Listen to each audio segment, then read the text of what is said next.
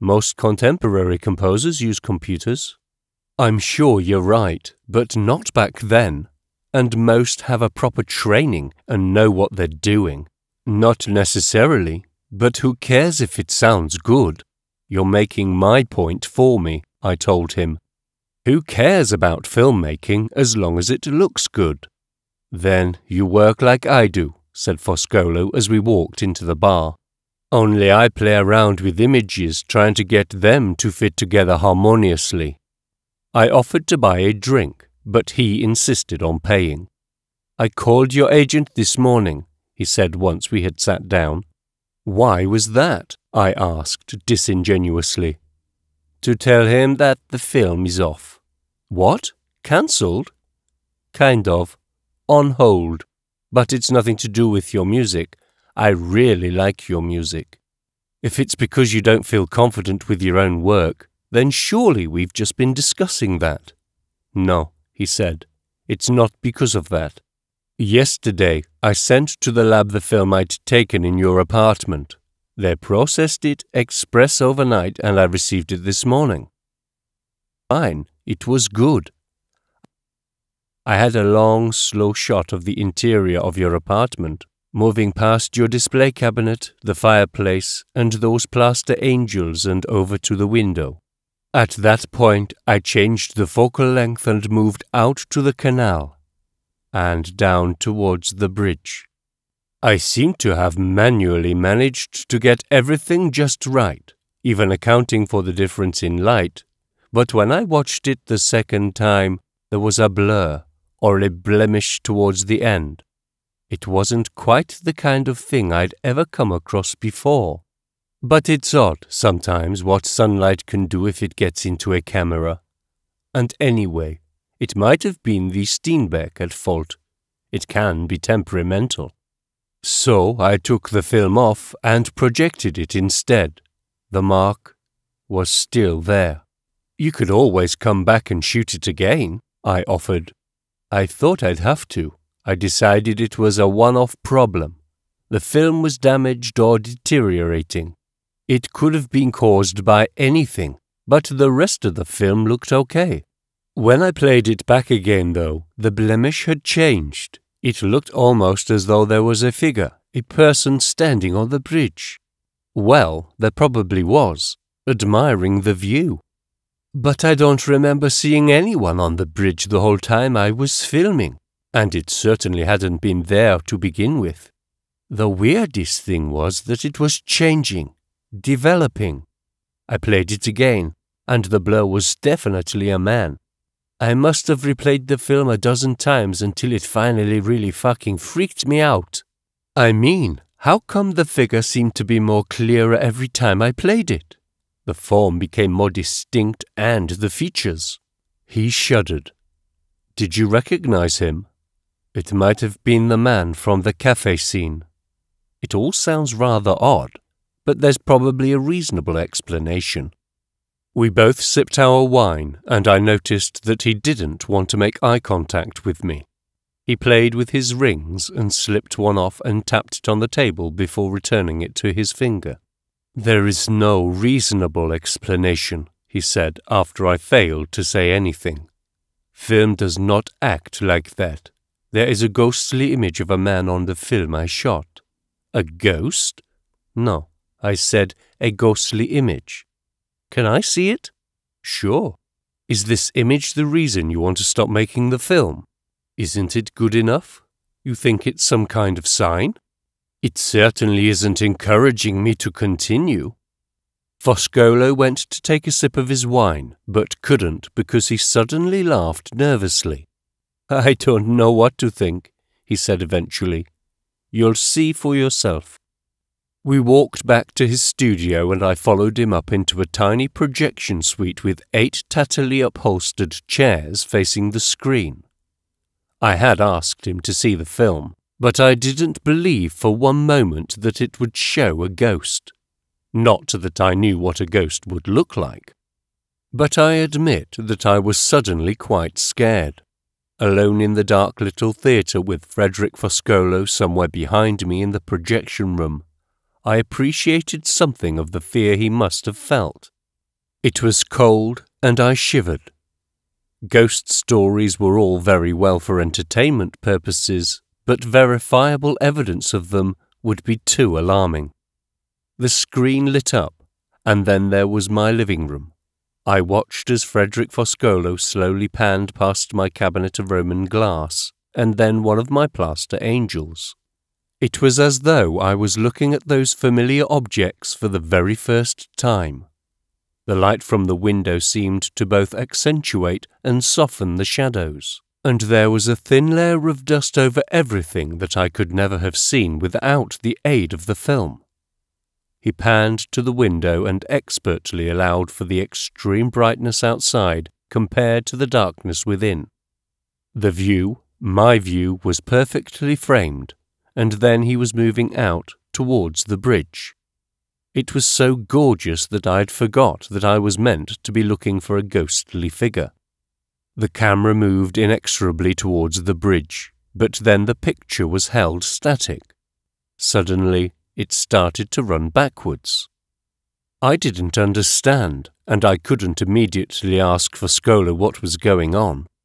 A few moments later it was played forward again, and then, once more, reversed. The scene was played forward for a third time, and then the whole sequence was reversed at speed, and the film projected again from the beginning. I was quite unnerved, and in the half-light I got out of my seat and cautiously went around to the projection room. "What's up?" I asked Foscolo, who had one hand on the projector while he stared intently out of the viewing window into the small auditorium. "I didn't see it," he said grimly. "It's gone." He turned his attention to the projector, switching it off and turning up the lights. "Are you going to say it, or am I?" he asked. "What, that you imagined your ghost? That it was never there?" "But it was." "I believe that you think you saw it." "That I think I saw it?" I didn't reply, and he said, "I'm sorry. I am not sure which explanation is the most discomforting. Either I've seen a figure standing there that has gone, or I never saw it in the first place. You were tired, perhaps stressed, but I wasn't. I'm feeling highly strung now, of course. I'm sort of relieved you couldn't see anything, but I think I need a few more glasses of wine.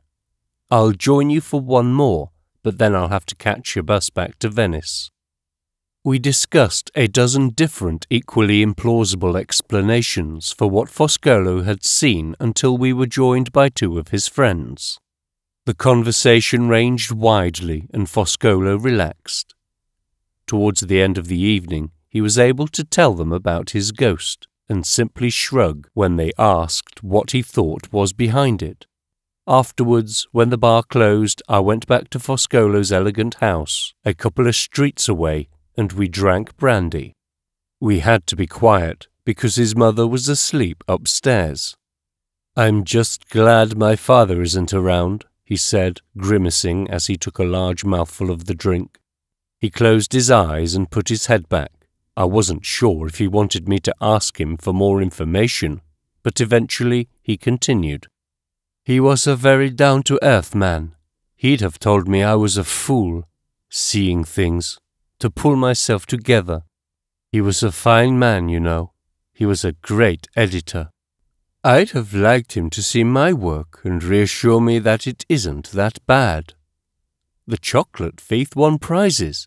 I'm sure that would have impressed him. I don't even remember him saying that he was impressed by anything I'd done. He died recently, about 5 years ago. And you were what, about 25, 26? In all that time he must have said something positive to you. If he did, I don't remember." A pause. "He was always very competitive, even with his own children. He wanted me to go into editing because that's what he was good at. He always said that he could give me training, experience, privileged information, that I'd be an idiot not to. And I wasn't an idiot, and I do think I inherited some of his skill. Was he scared of you being better than him? Foscolo thought about it, liking the idea. He always brought up my mistakes, my failings. I thought he was trying to make me aware of them, so I would learn from them. But he could have tempered his criticism with a little praise every now and again, just to encourage me, so as to make me think there was some point in not giving up. But you haven't given up. I'm 31, and what have I actually done? I've made a film I can't put my name to, and I've just started another that has no script. Come on, your parents must have given you encouragement. My mother did, but she died when I was 12. I think my father was happy when I was studying applied art. He didn't understand why I was bothering with music and was surprised when I had some success. But then, I was just as surprised as he was. If my father thought I'd been seeing ghosts, he'd say that it confirmed just how daft I was. Would you prefer to be daft or haunted? I don't know. Daft is better, I suppose. But if you're really being haunted, then you're not daft at all. Foscolo laughed. With all of the drink inside me, I felt as though I had said something profound.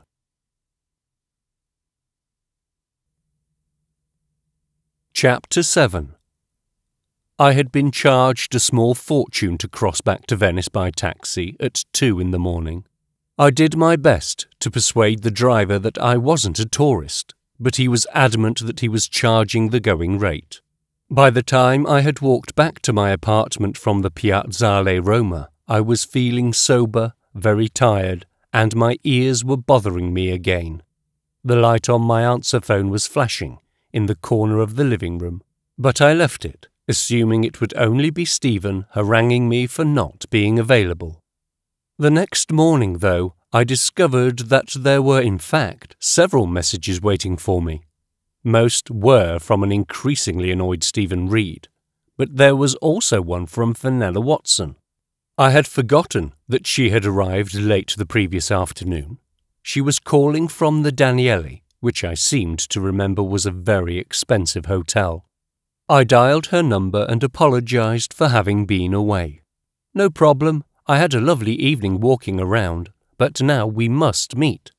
I would like to buy you lunch at Florian's. Are you sure? I'm told it's the only place to go in Venice. It's horribly expensive, and it's just a cafe. The coffee is overpriced, and I think you even have to pay to listen to the music. I know, she said. I went there yesterday evening. I thought it was rather wonderful. That put me in my place, but as she had offered to pay, I agreed. We decided to meet at 12. Then I called the number that Stephen had left. As I expected, he was outraged. Where the hell were you yesterday? I'm very sorry, but I had to go and see a client, I replied, speaking firmly and quickly, so as to stop him from cutting in. It was urgent, and it took me all day. I couldn't call you because you hadn't left me the details of where you were staying, and I didn't have your mobile number. There was a pause, and when he spoke next, I could tell that he had been composing himself. I finished in Murano. No luck? No. Now, can we meet today? Midday, perhaps? Lunch? I'd love to, but I'm afraid I have another appointment. Business again. The noise he made was something like a snort. It was an immediate reaction that he was unable to suppress. But a couple of seconds later he said, very carefully, In that case, I will buy you dinner. Have you a preference as to where to go? I didn't feel able to say no, although a dozen possible fictional excuses presented themselves. Just talking to him was making the pain in my temple return. The headache I had hardly noticed on getting up was already something that would require a painkiller once I was off the phone. I suggested the restaurant on the Calle Larga dei Botteri at 7. Stephen put the phone down without the formality of a goodbye. The Café Florian on the Piazza San Marco is meant to be Italy's oldest cafe. I wouldn't argue with that claim, although I had been prepared to contradict anyone who said it was the best, even though I'd never eaten there before. It was always full of well-heeled tourists, and nobody ever reported that the coffee or food was any good. The only aspect of the establishment that all agree upon is that it is expensive. It is, though, quite beautiful, if you like overblown opulence. I'd often seen it through the windows. I walked in through the door without considering that it might be busy, and I had forgotten that it was divided into several different rooms. I also had no idea what Fenella Watson looked like. A waiter in formal livery immediately accosted me and asked if I would like a table, and so I explained that I was meeting a friend. He smiled with just a hint of obsequiousness, or was it condescension, and asked me to follow him. He led me through an elegant, highly decorated room which was gaudy but impressive with its gilded painted mirrors. It was full of people sitting around marble-topped tables, mostly drinking coffee, talking loudly. They all appeared to be the usual tourists, happy to be fleeced by the management, just so they can tell their friends back home that they had been to Florian's. On seeing me enter, a woman stood up at one of the tables. She was alone, waiting for a guest, and she kept up a professional and intimidating smile as I walked over. I shook her hand and she told me that I was John Dowson and that she was Fenella Watson. There was something about her manner that made me want to contradict her on principle. She sat down on an over-upholstered chair while I took a seat against the wall. We exchanged some inane pleasantries. I asked her whether her journey had gone well. She asked how long I'd lived in Venice. I think we were both relieved to turn our attention to the menu. I'm not sure that I'd ever met anyone that I'd been so immediately put off by. I couldn't explain it. There was an awkwardness from the beginning, but I resolved that I would be businesslike. The menu prices horrified me, but as Nightjar Pictures were paying, I asked for some inordinately expensive gnocchi, and was pleased that Fenella ordered an even more costly salmon dish. While she decided on the wine, I looked her over and was at a loss to know what to make of her. She was immaculately turned out, but the hair, clothes and makeup couldn't hide the fact that she was a little plain. She made the most of herself, as my grandmother would have said. Her haircut was a severe 1920s bob. Her makeup was meant to accentuate her eyes, but in fact, I could see that her eyelids were already quite large and ponderous. Her complexion seemed perfect, but then I noticed that her whole face was, in effect, painted. She did, though, have a very long and graceful neck, and this was displayed to advantage, descending into a collarless shirt and black suit. Finally, Fenella suggested a bottle of Prosecco. On its own, it cost more than I would have paid for a whole meal for two, even in Venice. "Well," she said, as the waiter took the menus away, "am I going to persuade you to talk about your music?" "I don't know what to say," I replied, and had to remind myself not to be so antagonistic. I was no longer with Stephen. "The music is melancholy," she said. "The spaces between the notes are almost as important as the notes themselves. It is all about space, as the film is, of course." "Did you know that there was a soundtrack for the film that preceded mine?" "No, I didn't. It was specially written for the film, but then there were problems. The composer and director fell out, just as the sound edit was meant to be going ahead. The composer stormed off, refusing to let them use his work." I suddenly realized that I didn't have to tell her all of this. There was a chance that she would want to track down the original composition, and I didn't know how well mine would compare. "It was obviously perfect," she said. "I can't imagine the film with any other soundtrack." I decided to accept the compliment. "I understand your reservations about being interviewed," she continued. "It's because you didn't compose the music with the film in mind." She smiled sweetly, which annoyed me. It wasn't a patronizing smile, I didn't think, but I wondered if she really thought a smile was a relevant contribution to the discussion. but then I realized why I had taken against her. I was jealous that someone at least 15 years younger than me appeared to be better off and more successful than I was. She was also intelligent. I guessed that this young woman would have come straight out of university to work for Nightjar Pictures. I was certainly annoyed by her impressive expense account. I told myself to be more friendly, more positive. At that moment our food arrived. It was beautifully presented, and I tackled my sautéed gnocchi as Fenella started on her salmon. "I'd be happy to talk about serendipity," she said, "and we can discuss how it was, maybe, originally one kind of film, and then with your music perhaps it became something slightly different.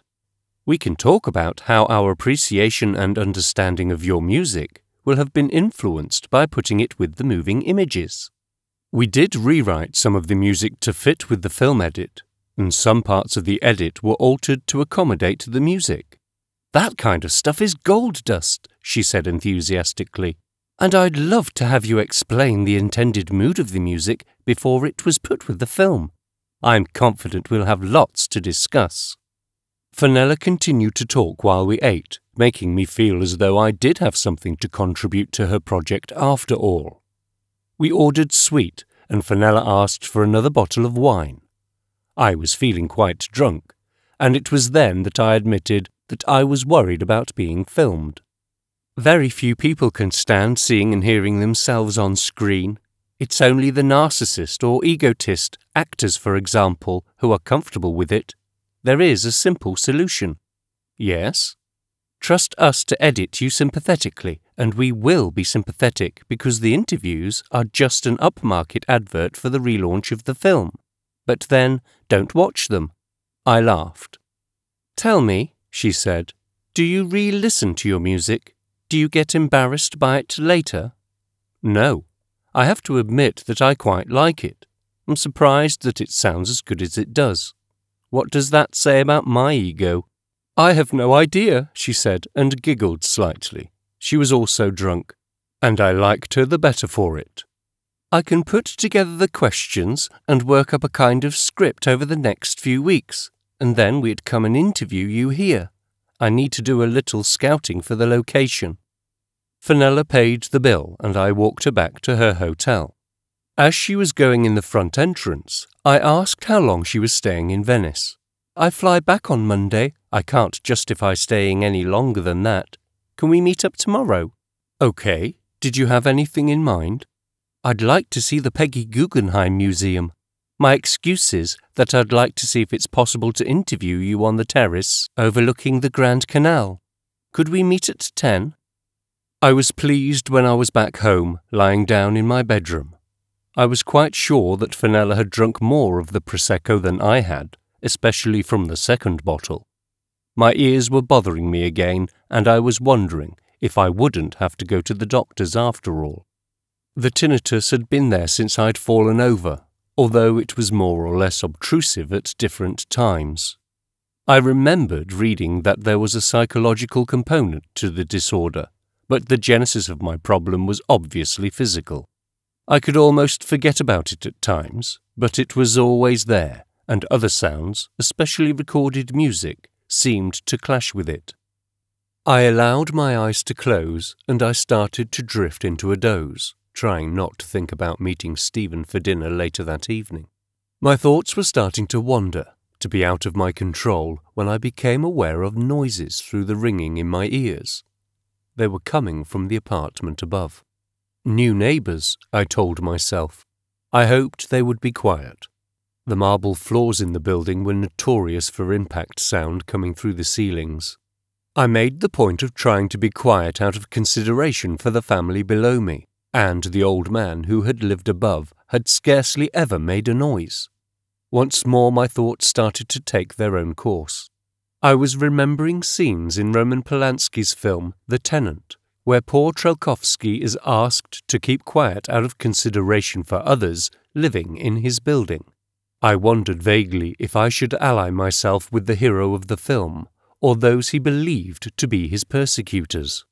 I was a straniero, but I'd lived there long enough that it was my building as much as anybody else's.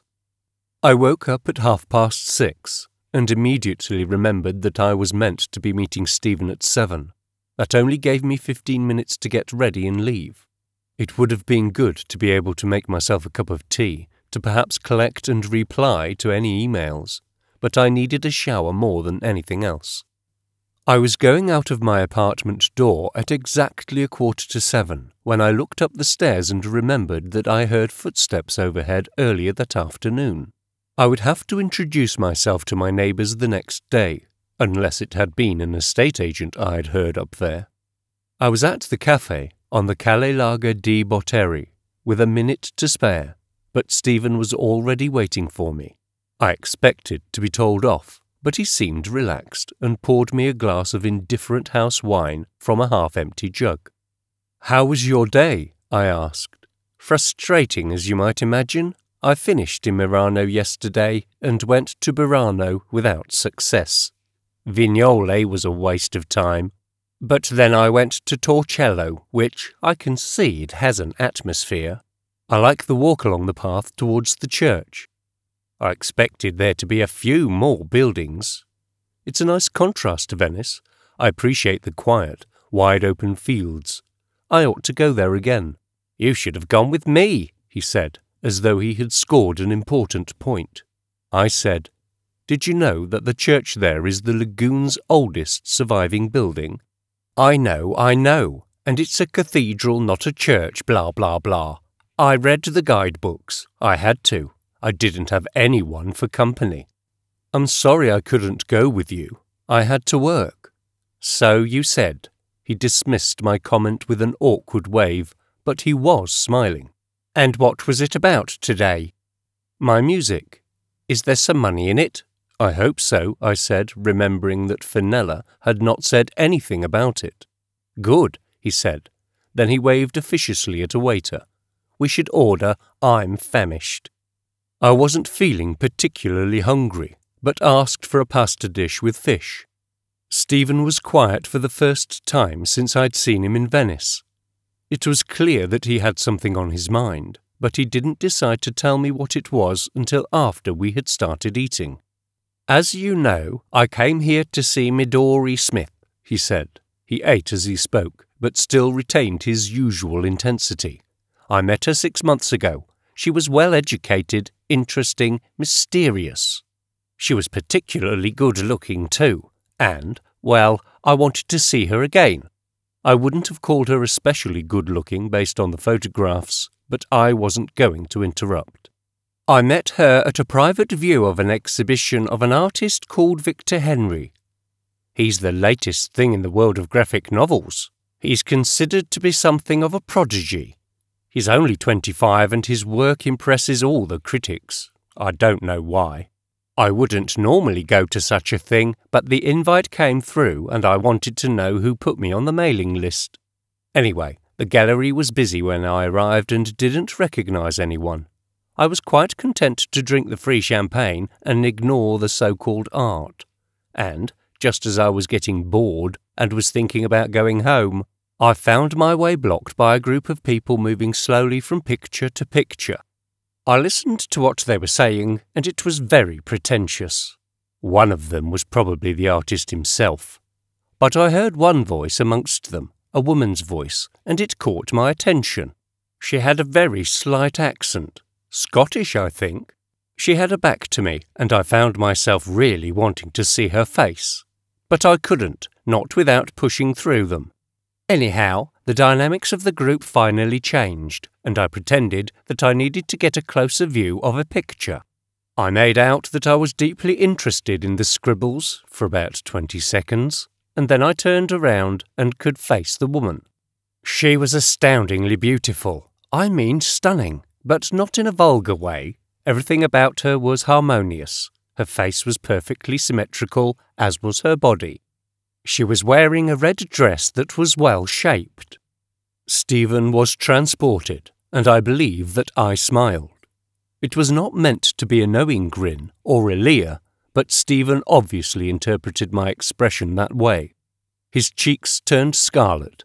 He said, I know you probably think I'm a freak, but I am interested in women.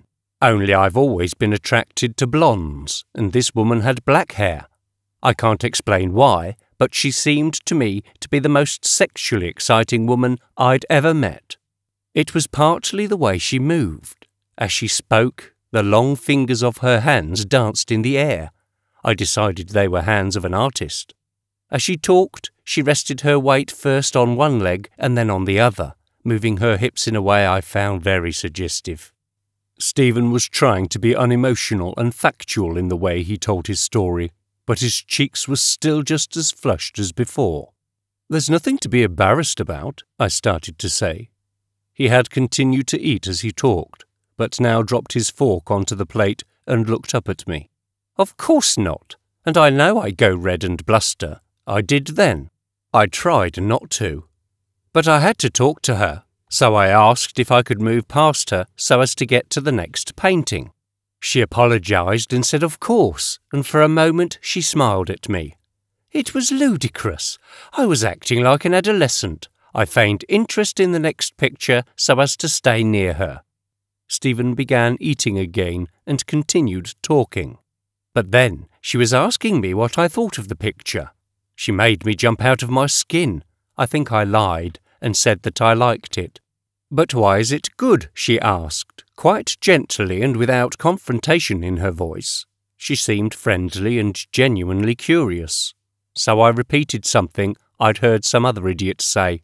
Something like, 'The artist knows how to express emotion with the minimum of effort.' 'I meant to understand this, but I don't,' she said, putting her hand on my arm. 'Are you an artist?'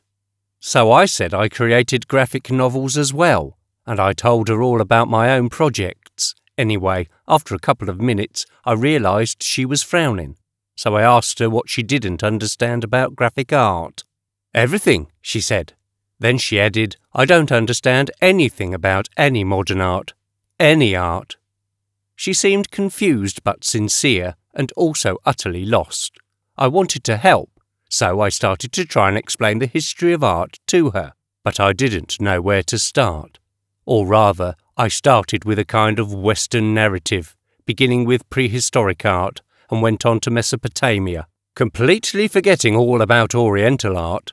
Then I got flustered, mentioning ancient Egypt and Greek and Roman work, and getting them all in a stupid muddle. No wonder she suddenly said she had to leave. I mean, what was I doing? We all get nervous sometimes. I wish I could get tongue-tied, as opposed to letting my mouth run away with me. Anyway, she took my hand and put a business card into it, and then she moved away. I was so confused I didn't see where she'd gone. Her card had written upon it, Midori Smith, artist's agent. And I had been trying to lecture her on the history of art. I wanted to apologise, but it was suddenly as though she'd never been there.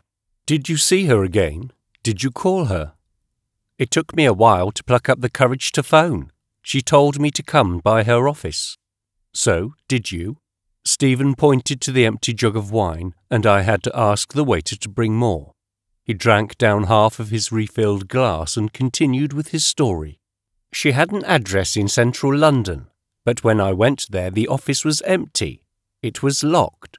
I could see through the window that there was nothing inside, just marks on the worn carpet where furniture had been. So what did you do?" "There was nothing I could do. I made inquiries, but it was to no avail. It was obvious she was giving me the brush off." "She might have been, but she had a properly printed business card." I thought long and hard about calling her again. Eventually I did, 6 months later. 6 months? I know, I left it far too long, and that was where things became really odd. She answered, and she insisted that the address was correct, but that I was the one who had never shown up.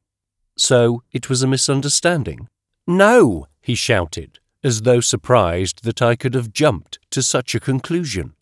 Again he dropped his fork, which made an even louder clatter than before. "Something really strange had happened. She told me she was expecting to meet me in Venice. How could that be a misunderstanding?" "It would be quite a big one. No, he said again, still very angry. It wasn't a misunderstanding. Something was very wrong. OK, I said quietly. So how do you account for it? I can't, idiot. I controlled myself. This was obviously very important to Stephen. The anger directed towards me was unreasonable, but I knew that I wasn't the cause of it. I did all the obvious searches online, he said, but nothing came up. Did you ask the gallery? Of course I did, and they said they knew of no such woman. They claimed she hadn't been on the guest list. Did you check with the artist? His agent, yes, but they claimed to have never have heard of Midori Smith. So you phoned her again? Suddenly, there was no such number. I said nothing, although Stephen seemed to expect me to comment. He eventually continued. I refused to give up. There are lots of Midori Smiths on Facebook, but one of them lives in Venice. Is it her? I think so. There was another pause. Stephen obviously felt comfortable with silences, although I always wanted to fill them. Eventually he said, So, you're going to ask me, aren't you? Did I contact her on Facebook? I patiently replied, Did you contact her on Facebook? I tried, but she wouldn't respond to the request. But there was the photo I showed you. I nodded. So, for the last few weeks, you've been searching for a window with blue shutters. I found 6 in the whole of Venice, but none of them are for windows with a bit of red glass down the side. It's a big city. It has an estimated 3,000 paths, streets and alleys that, if laid end to end, would stretch for 2,000 kilometres. So, if you've been here for 4 weeks, I began to slowly calculate. That's 500 kilometres a week. Dividing that by 7, it's 70 kilometres a day, which I haven't walked, obviously. For the first time, he became aware that he was talking too loud. People were looking at us. Lots of them I can see down from one end, and I know in advance if they're going to be worth investigating. Stephen, though, was eager to explain. Before I came here, I bought a large map from Daunt's bookshop, and I studied it assiduously. I worked out the most efficient way of travelling every thoroughfare with the minimum of repetition, dividing it up so that it should take exactly 4 weeks. I had my itinerary worked out for every day. I also coloured in the map as I went along until there were only a few private courtyards and alleys I hadn't been down. I still wonder if I might be able to get access to some of them. The relentlessness of his explanation seemed to be hammering at my temple, and finally he noticed that I was looking unwell. I'm going to have to go back home, I said. Are you sure you shouldn't see a doctor? We split the bill, and though I said I was happy to walk home on my own, Stephen insisted he would accompany me. For the first time since his arrival, we walked through the city without him delivering a lecture, and I appreciated only having to hear the noise in my own ears.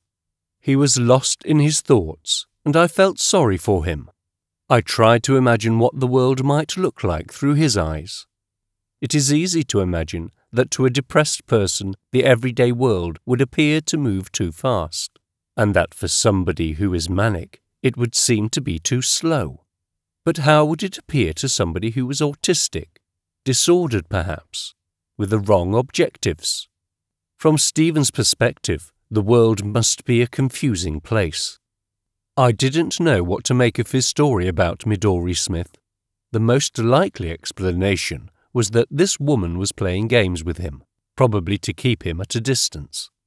Stephen was a very awkward person after all. I felt guilty that I was resenting his company so much. It meant that at my door I asked if he would like to come up for a last drink of the evening. I was hypocritically annoyed when he agreed. The light on my answer phone was flashing, and I played the message. It was Fenella. Hi, sorry to bother you. Can we make it 10:15 tomorrow? I have a telephone call to make just before 10 and it may take some time. Bye. Who's that? Asked Stephen. It's business, someone I have to meet tomorrow morning. But I fly back to London on Monday, he replied, indignant. So does the person I've arranged to meet. Where are you meeting them? The Peggy Guggenheim Museum. Modern art? Yes. Crap then. He dismissed it.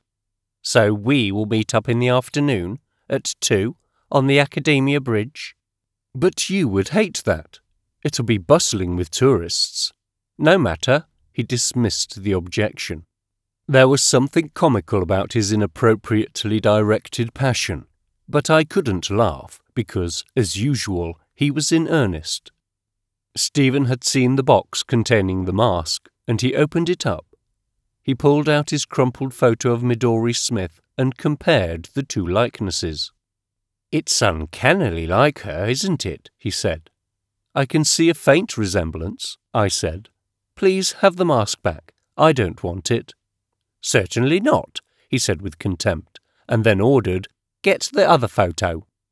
I grudgingly went into the hallway to find it. The jacket, though, wasn't there. "So what have you done with it?" he asked. "I suppose I must have taken it upstairs. I know I was going to." "Then go and check." "Stephen," I said patiently, "it isn't good manners to order your host around." He frowned, considering my comment. "I'm sorry. That obviously sounded rude." "Apology accepted. I'll go up and look, but I think somebody might have moved in up there."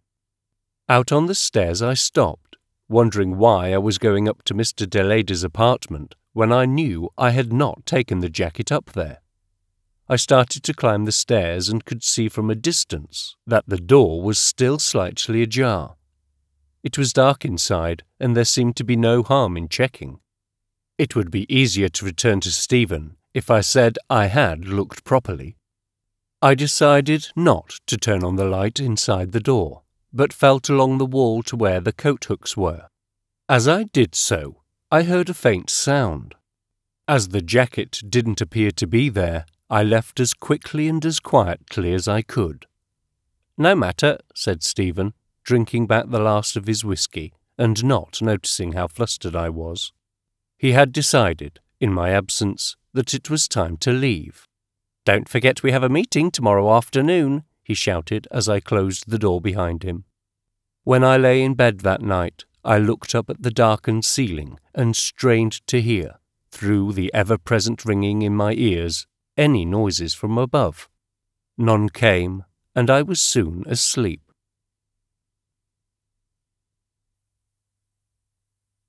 Part 2, Chapter 8. It was 9 in the morning. I couldn't ever remember having felt so tired on waking up, and with so little reason. My temple was throbbing, and I could have happily stayed in bed. However, I only had an hour to get up and walk to the Guggenheim to meet Fenella.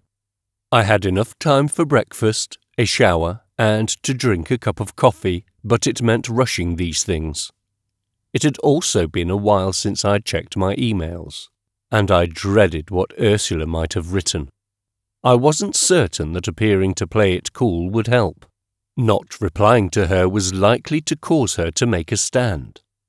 But as I unshuttered the window in the living room, I saw something that made me forget everything.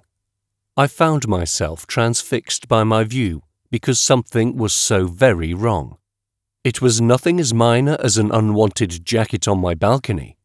The scene that I knew so intimately and in such detail had been subtly but profoundly altered overnight.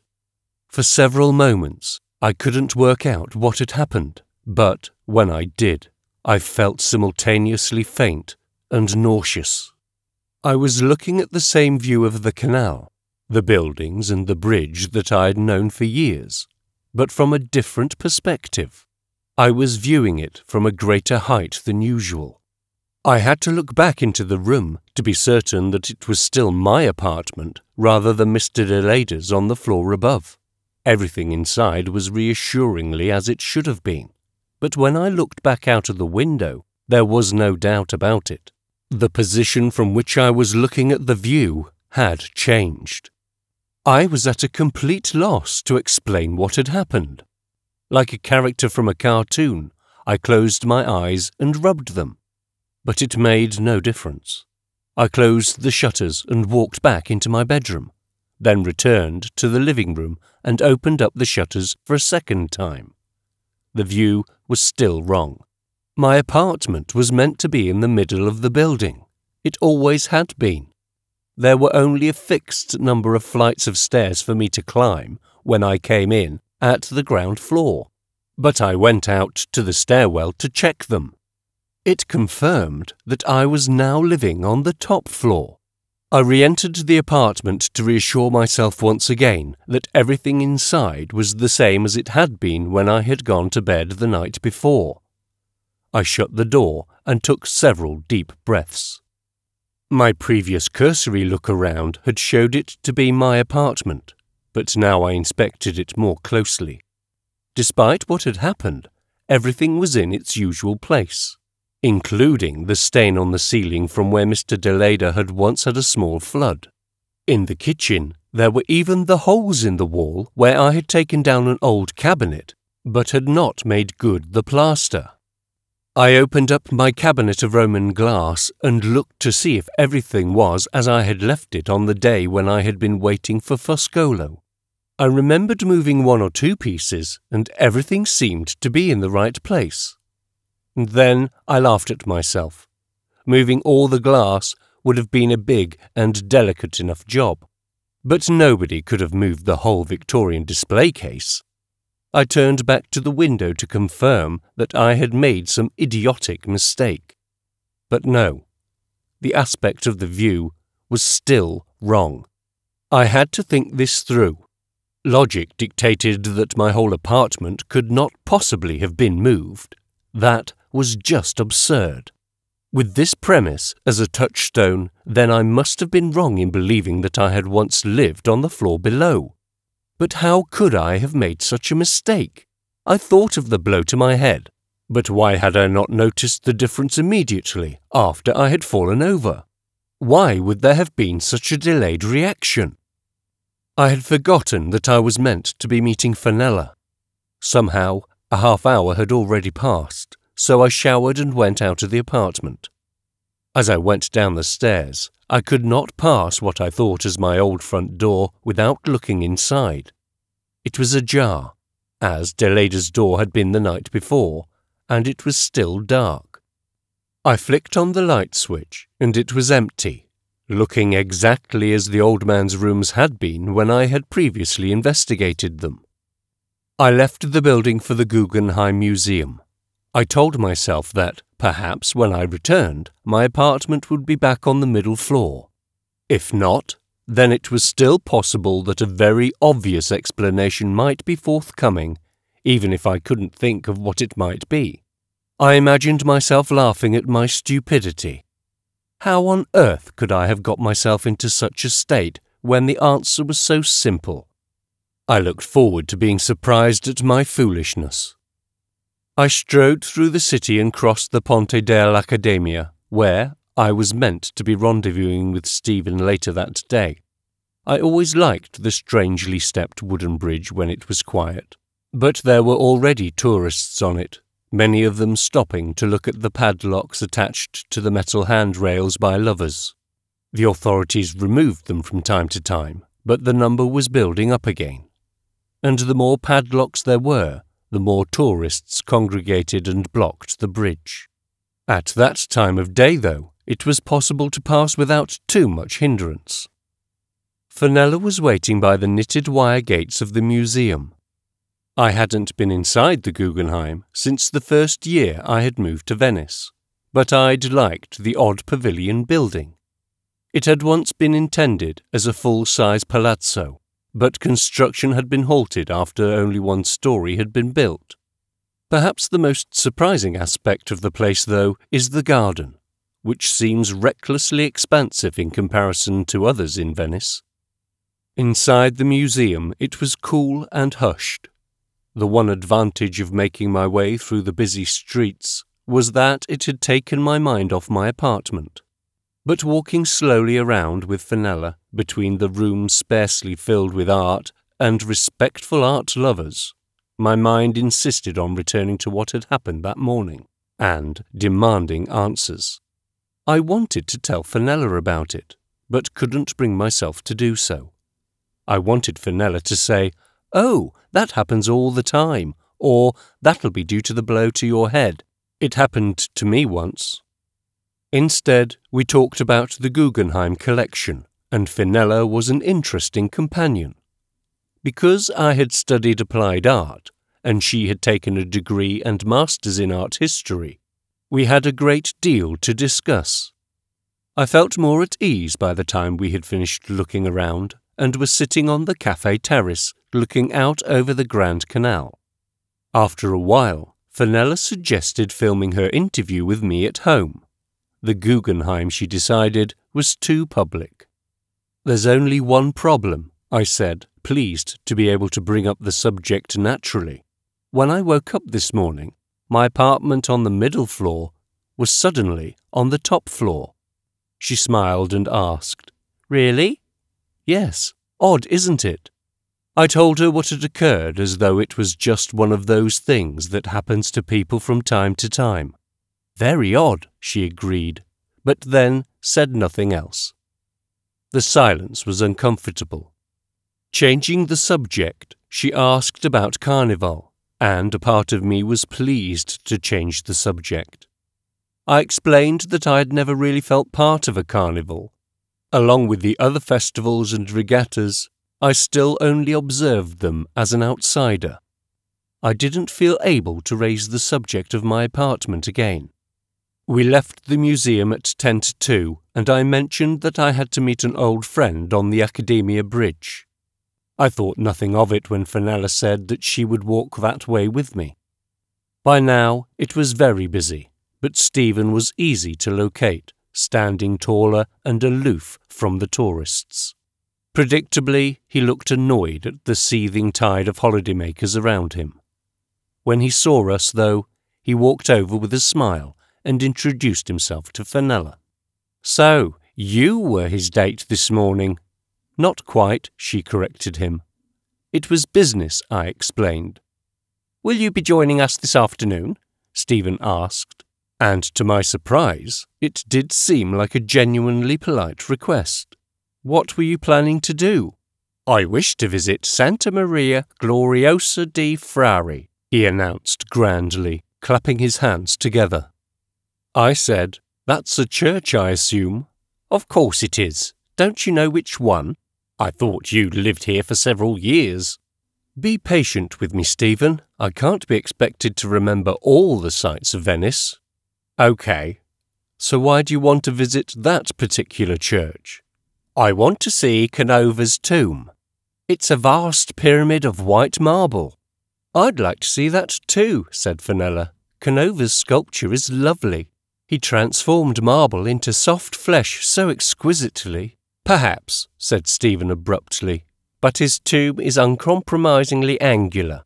It is considered an affront to the architect of the church that contains it. I have a map. I shall lead the way."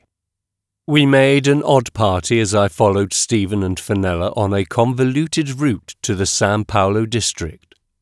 They discussed art loudly and conspicuously, but Fenella obviously knew what she was talking about, while Stephen often seemed to be struggling, but refused to admit to any lacunae in his knowledge.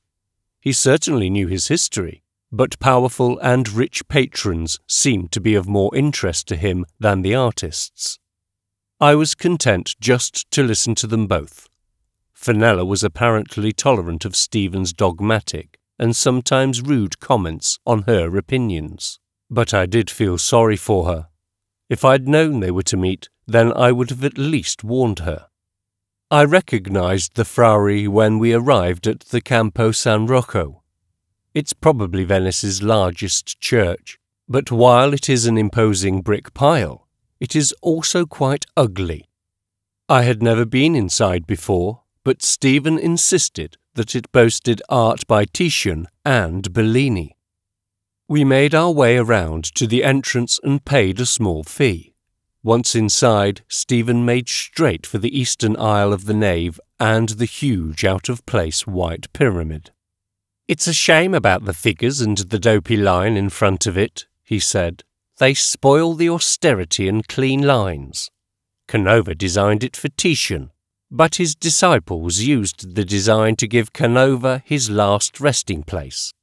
I like the way the doors open, as though it's possible to get inside the tomb, I said. Is it empty? Asked Fenella. It only contains his heart, Stephen told us. Did you know Ruskin hated this?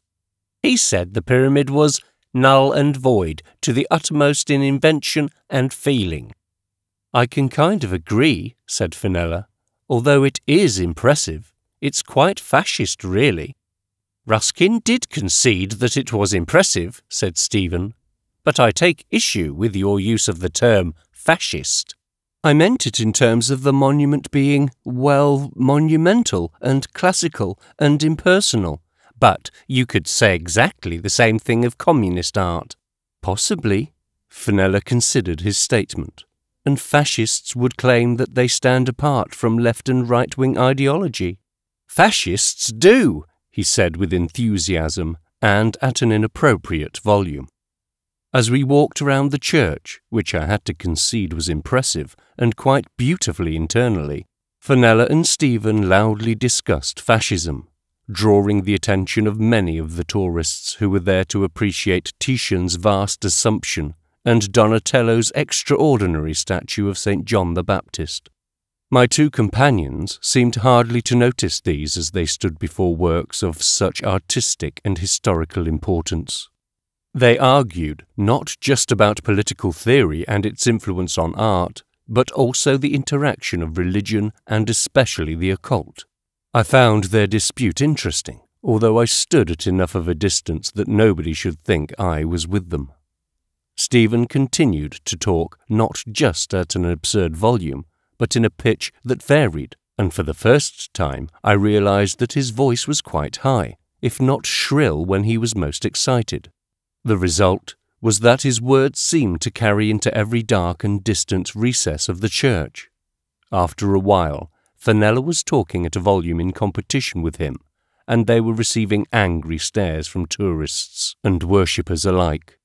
Eventually, a dark-robed, clerical figure emerged from the shadows and asked them if they would consider taking their conversation outside. "How perfectly absurd!" laughed Stephen. Fenella looked mortified, but by the time they were going out of the door, she was loudly upbraiding Stephen for comments he made about the occult. "Right-wing politics and the occult are natural bedfellows," she observed. "Both offer the elitist idea that a chosen few deserve dominion over others." "Rubbish," spluttered Stephen. "They are both based on the ludicrous idea that the world is timeless and unchanging, founded on eternal myths and mysteries that only they have knowledge of." I liked Fenella's spirit and the fact that Stephen almost choked as he sought to dismiss her claims. "Where to now?" I asked them. "I could do with a proper British cup of tea," announced Stephen, "and that means your apartment." "But will we be able to find it?" asked Fenella with a smirk. "Which floor is it on?" So, she had heard what I said. I had no choice but to make light of what had happened. They would see soon enough, and I wanted to know how they might explain it. "You're both very welcome to come back," I said, and started to lead the way to the Rialto Bridge. Fenella explained my problem to Stephen, and I tried to listen, but in the crowded street it was difficult. After a while, though, they seemed to be discussing democracy for some reason. Stephen was dismissing it as a confidence trick, and went on to explain why an enlightened monarch was a much more effective method of governance. By the time I opened the front door to my building, allowing Stephen and Fenella to go in before me, they were continuing to disagree, not least because Fenella was a vehement Republican. They were so busy arguing that they walked up the stairs right past the door where my apartment should have been, and on up to the top floor. I stopped, though, at what I still considered ought to be my old front door, and was able to push it open again. It was empty, just as it had been a few hours ago. "Have we gone too far?" Stephen called down. "Or has your apartment moved again?" "It's not on this floor, so I hope it's on the next." You seem easily confused, he said. I am, but you walked past this door without stopping. As you've been here before, you must have expected it to be on the floor above. I was too busy talking to think about it. I followed them up the stairs, afraid that my apartment might not be there either. But the key gave us access, and we walked into the rooms that were apparently familiar to me. I really don't remember what floor I came to before, said Stephen. Well, you've only been here a couple of times. I've lived here for a decade or so. He suddenly stuck a finger up in the air and exclaimed, Of course, it must have been that bump on the head. It shifted everything out of alignment. Maybe you should go and see a doctor. That annoyed me. So your confusion about the woman, Midori Smith, I said. Was that caused by a bump to your head? No, he shot back at me. She might have had a bump on the head. In the kitchen I switched on the kettle, took down cups and put my hand into the cupboard to take out tea bags. It struck me that I performed all these actions without any conscious thought and relied on knowing exactly where everything was. In the extremely unlikely scenario in which everything from my old apartment had been moved upstairs, surely none of these things could have been put back with such care. In the living room, Fenella and Stephen were looking out of the window at my very slightly modified view. Fenella turned and asked, Do you really think that every piece in your apartment was brought up here piece by piece, and placed exactly where they were on the floor below? It would be an incredibly egocentric explanation, said Stephen with a smile. He dropped into a chair. Then the only explanation is that I'm losing my mind.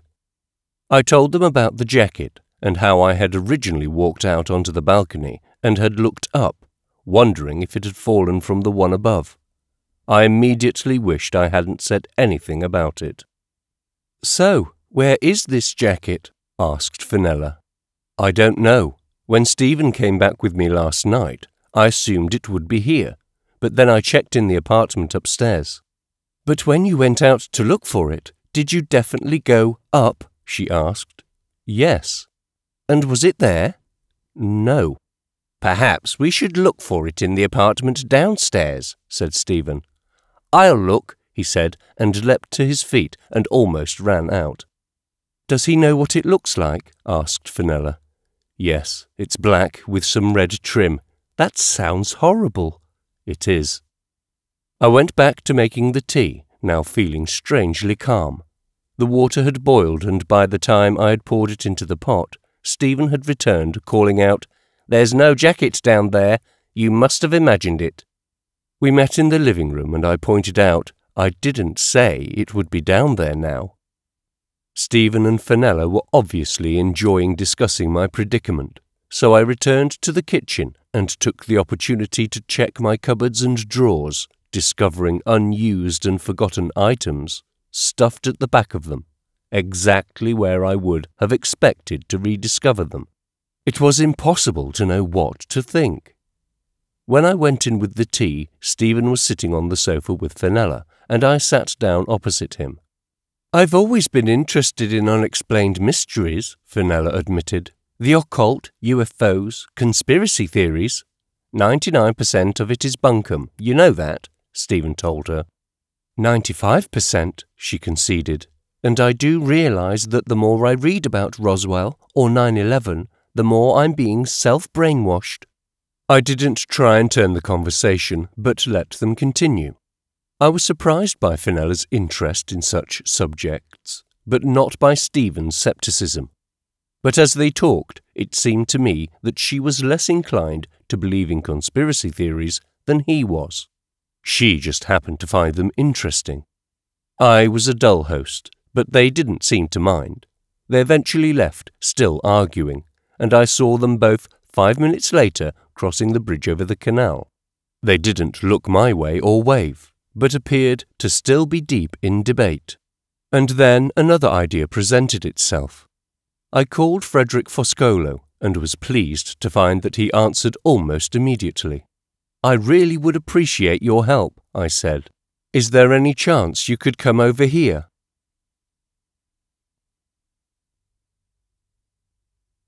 Chapter 9. I sat at the window, looking out at the bridge from my slightly elevated position. I watched the figures crossing it and, even though I was unable to make out any real detail, for the first hour it was obvious that none of them was Foscolo. I could now see much more of the ornate brick chimneys on the skyline. Before, I had been impressed by their turreted tops and the decoration immediately below, but now it was clear that they were a kind of Gothic Tudor, carved so as to appear twisted. And a gap between two sloping roofs now gave me a glimpse of a tower that I knew I had not previously been able to see. To my right, I could look a foot or so inside the window of a neighbour's apartment. There were garish tiles on the sill, a vase with dead flowers, and the back of a picture frame.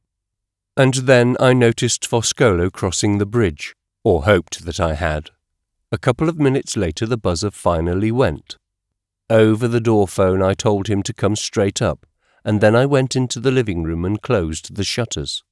I switched on the lights, and was at my door in good time to hear Foscolo's steps echoing up the stairwell. To my delight, I could hear him stop on the floor beneath mine.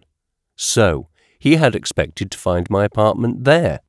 Almost immediately, though, he was continuing on up, and his knock on my door was quite confident. "I heard you stop at the apartment below," I said. "I forgot what floor you were on. I'd like to show you something." I led the way into the living room and stopped a few feet from the window. "You remember the view?" "Of course." "Well, I think something about it has changed. I'm hoping you'll notice the same as me." "Okay," he said hesitantly, as though he expected a trick to be played on him. "I've looked at the footage of the bridge so often, I ought to be able to spot any differences. I might have got hung up on the details that interested me, like the ghostly figure. It might have been a good time to ask him about that, but my own concerns were uppermost in my mind. Are you ready?" I asked. He nodded, and I threw open the shutters. Foscolo frowned, but said nothing. After a moment's contemplation, he walked forward and asked if he could open the window. He walked out onto the balcony, and to my delight, he looked down and then up. He turned and said, "When I visited you last, wasn't your apartment on the floor below?" "I am so relieved you said that." "When did you move?" "I didn't. I woke up this morning, and here I am on the top floor, not the middle." "That is really odd," he said, very, very slowly. "That is an understatement." But I was so happy with his reaction. I had friends here earlier. I explained it to them, but I don't think they really believed me. They asked if some agency would really carry all my possessions piece by piece up one floor and put them down in exactly the right places. And of course, they would have had to carry me up here as well, while I was sleeping. And the stain on the ceiling, and the holes in the wall in the kitchen. "When I was at school," Foscolo said, "we did something like this to the principal's office, only we turned everything around through 180 degrees. That was a lot of work, but to move a whole apartment up here while you were asleep, who would do such a thing? I've no idea. If I did, then I might be able to work out a motive. Or, if you knew the motive, you might be able to work out who's responsible." We didn't talk for several minutes, and I could not guess what Foscolo was thinking. I was just pleased to have somebody confirm my beliefs about the apartment. Of course, it posed far more questions than it answered, but I was happy to consider those later. My mind was not playing tricks on me, something else was. I was not fooled, but I was dismayed when Foscolo said, "You know, we might both be mistaken. It's too ludicrous." I had almost been feeling light-hearted, but I noticed that Foscolo was looking concerned, worried even. I asked him if he was okay, and he pointed to the bridge. "The ghostly image on my film? That's him." I looked, and was certain I recognized the man Foscolo had noticed. Although at a distance, and I couldn't see his features properly, I knew it was Orville Smith. "I know who he is," I said, "and I need to talk to him. Wait while I see if I can catch up with him." I dashed out of the apartment, bounded down the flights of stairs, and ran up the tall and dark Calle Montenegro, my pounding footsteps loud between the walls of the narrow alley. At the little square at the end, I turned left and slowed my pace as I approached the bridge. But Smith had gone. I was disappointed. I was sure that it had been him. I looked both ways down the Calle Fava, but he was not around. I stood on the bridge and looked back at the window on the top floor, where I could just make out Foscolo behind his camera. I shrugged exaggeratedly, forgetting that through the lens I would not appear as far away to him. I looked around once more and went back. Foscolo was waiting for me, looking confused and a little angry. "What happened?"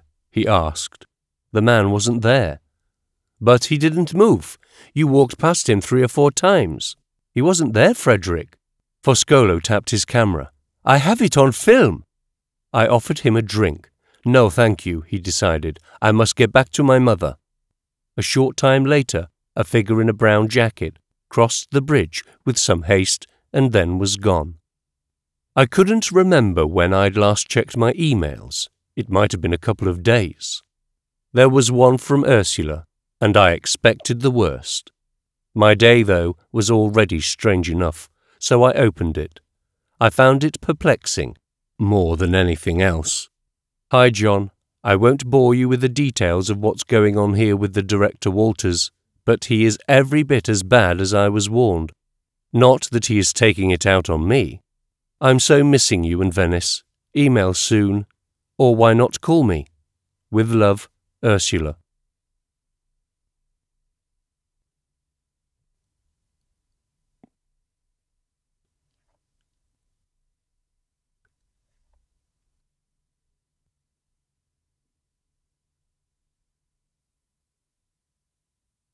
Chapter 10.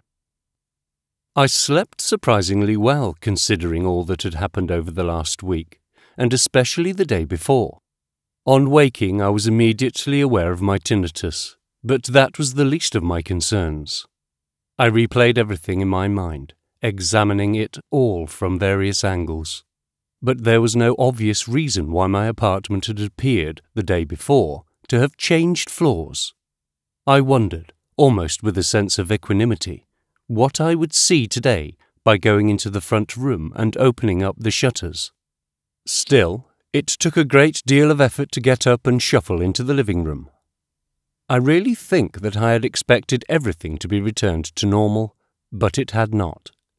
It was just as much of a shock as the previous day to discover I was still on the top story of the building.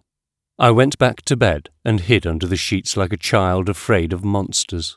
Perhaps I'd gone through the preceding day in a state of shock. The renewed realization of what happened hit me once more, but with twice the force. I had to try to assimilate it all over again, knowing there was no explanation. I wanted some support. Stephen may have been aggravating, and I had been looking forward to him going home very soon, but at least he was some sort of company. Fenella would also be leaving, although she would return in due course with a camera, and I was also loath to see her go. Like Stephen, she was a potential distraction from what had happened. At least Frederick Foscolo would be staying, although I didn't know what to make of his claim that he had filmed me on the bridge with Orville Smith.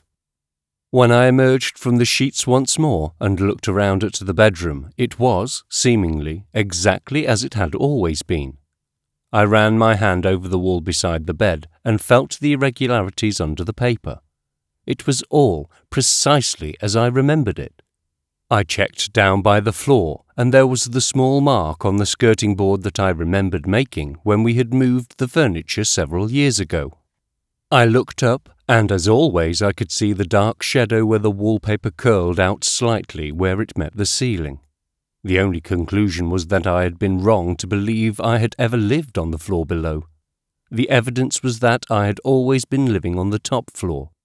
Of course, the one person I wanted to discuss this with was Ursula, But I dreaded to know what she might think of my confusion. Her last email had been very odd, apparently friendly, and signed with love. Whatever she thought of me, if I asked her what floor we lived on, hers was the one opinion I would listen to, no matter what it was. I got out of bed for the second time and showered. As the hot water scalded me, I decided that if Ursula remembered that we lived on the floor below, then that was right. It would mean that something quite remarkable had happened. Remarkable and profoundly disconcerting. If she remembered us as living on the top floor, though, then I had a memory that was profoundly at fault. Either that, or I was delusional. Whichever was the case, I'd been living too long with my thoughts on music and other trivialities like Roman glass, and I hadn't really noticed the world around me. On balance, I preferred this idea. In the living room I opened the shutters and was almost able to embrace the new view. I turned on the computer and went to make breakfast. I automatically turned on the radio but switched it back off again before I had even had a chance to identify the music. It seemed to clash horribly with the ringing in my ears, causing it to rise unevenly and painfully in pitch and volume. And then it struck me. If the world had changed in this one odd matter of an apartment in Venice, how else had it changed? Perhaps I was clutching desperately at impossible hopes. But it might account for Ursula's email. I forced myself to finish making breakfast before I approached the computer. There was Ursula's last email signed, as I remember, with love. I called up her old archived emails and couldn't find any in which she asked for money. There was nothing about us splitting up, and gradually I allowed myself to hope that perhaps, after all, our arguments had never happened. This alternative reality was one I wanted to embrace, no matter what other problems there might be. Suddenly, I didn't want to endanger any of the changes, inexplicable though they were. I wrote to Ursula very carefully, telling her how much I loved her, not mentioning money or how confused I was. Was I going mad? I yearned to have Ursula back with me and decided that I would accept madness if it meant she was still mine. As I was thinking about this, an email arrived from Foscolo. I took a few moments before opening it. Dear John, here is a link to the footage I shot from your window yesterday. I have compared it to the footage I shot the first time, and the angle is different. Yours sincerely, Frederick. I wasn't now sure that I wanted anyone else to know there was an alternative, but I clicked the link to a file-sharing site and the computer started to download the footage he had sent. It only took a few minutes, although the bar moving across the bottom of the screen seemed to me to be interminably slow. When I played the film, there was a new view from my window, and the camera slowly zooming into the bridge where Orville was standing. The camera was focused directly on him, and he was looking back at me, or rather Foscolo's camera.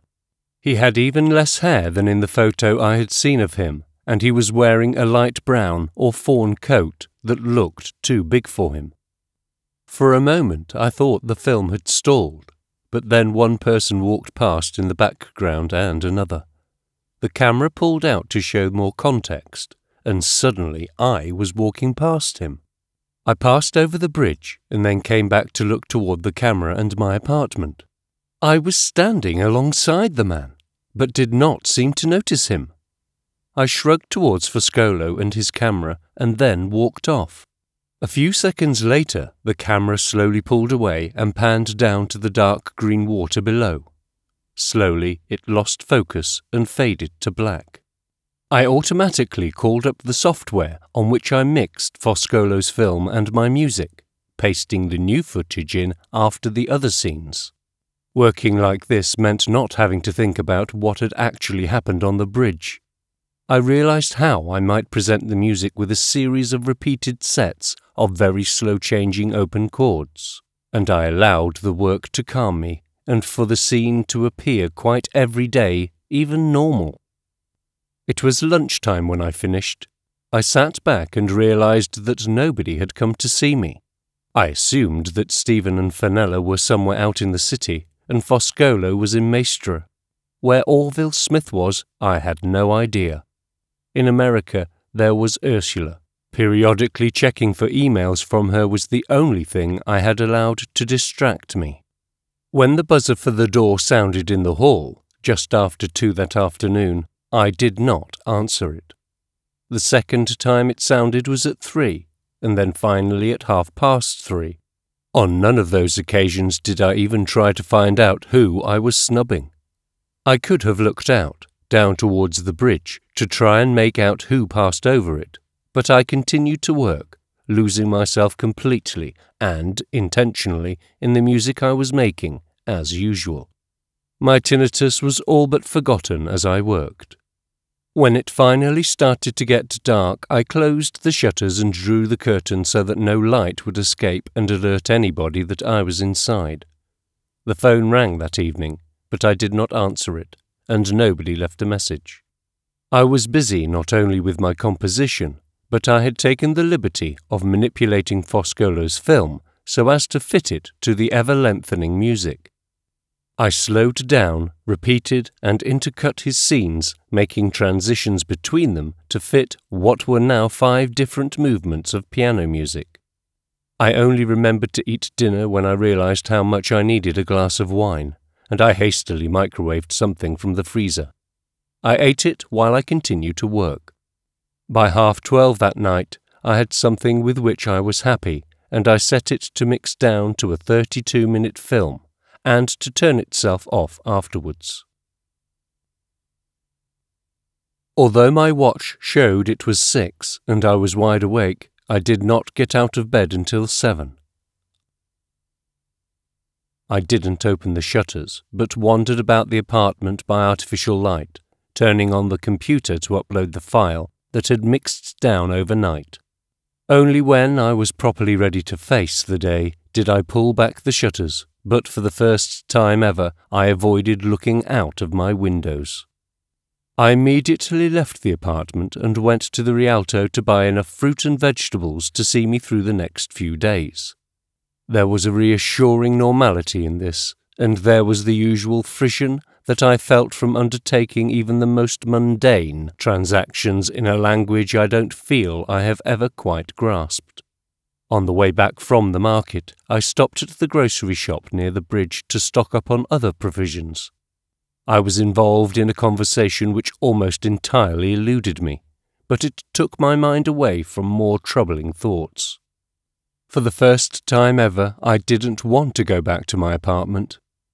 It was as I was carrying my shopping reluctantly down the Calle Montenegro, trying to lose myself in a lack of thought, that I saw Stephen and Fenella standing outside the door to my building. It was a bright sunny morning, but being so narrow and dark between the buildings, everything looked to be in black and white.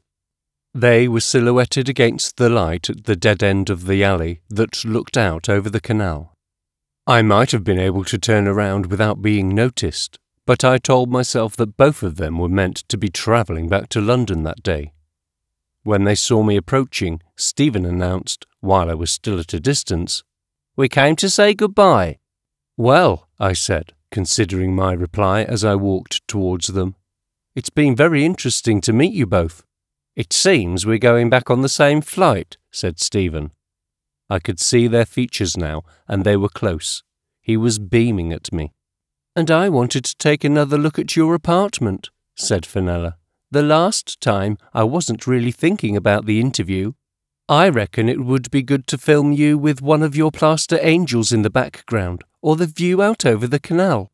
At that moment we had to make way for a courier who had been following me down the alley, and now wanted to pass. I turned to Stephen and said, "I'm sorry you didn't manage to find Midori Smith." On several occasions over the last week I had received sudden violent glares from Stephen, but this was the most powerful yet. I actually took a step back. "Who's Midori Smith?" asked Fenella. "John misunderstands," snapped Stephen. "She's nobody," he added, with far too much anger to do anything but pique her curiosity. I noticed that the courier was trying to elicit a response from somebody in my building. I was able to excuse myself from Fenella and Stephen. The delivery was for me. I had to put my shopping down to sign for it, and then found that I had too much to carry. Stephen came forward and offered to help. He had exchanged some words with Fenella that I had not heard. "What floor's your apartment on today?" he asked. "The top one, I think." I looked at the names by the bell, and there was mine, in my own handwriting, at the top of the 3, above that of the old man who had died. We trailed up the echoing, dusty staircase in an awkward silence, with Stephen behind me carrying one of my bags and Fenella taking the rear. I had wondered whether I should mention Orville Smith to them, but that would suggest that I was even more confused than they already believed me to be. It had a bearing on Stephen's quest for Midori, but he obviously didn't want her discussed. Once we were inside my apartment, I went into the kitchen to put away my shopping and put on the kettle for tea, which they both declined. I emerged into the front room just as Fenella was saying, "The poor fellow is obviously deluded." "Talking about me?" I asked.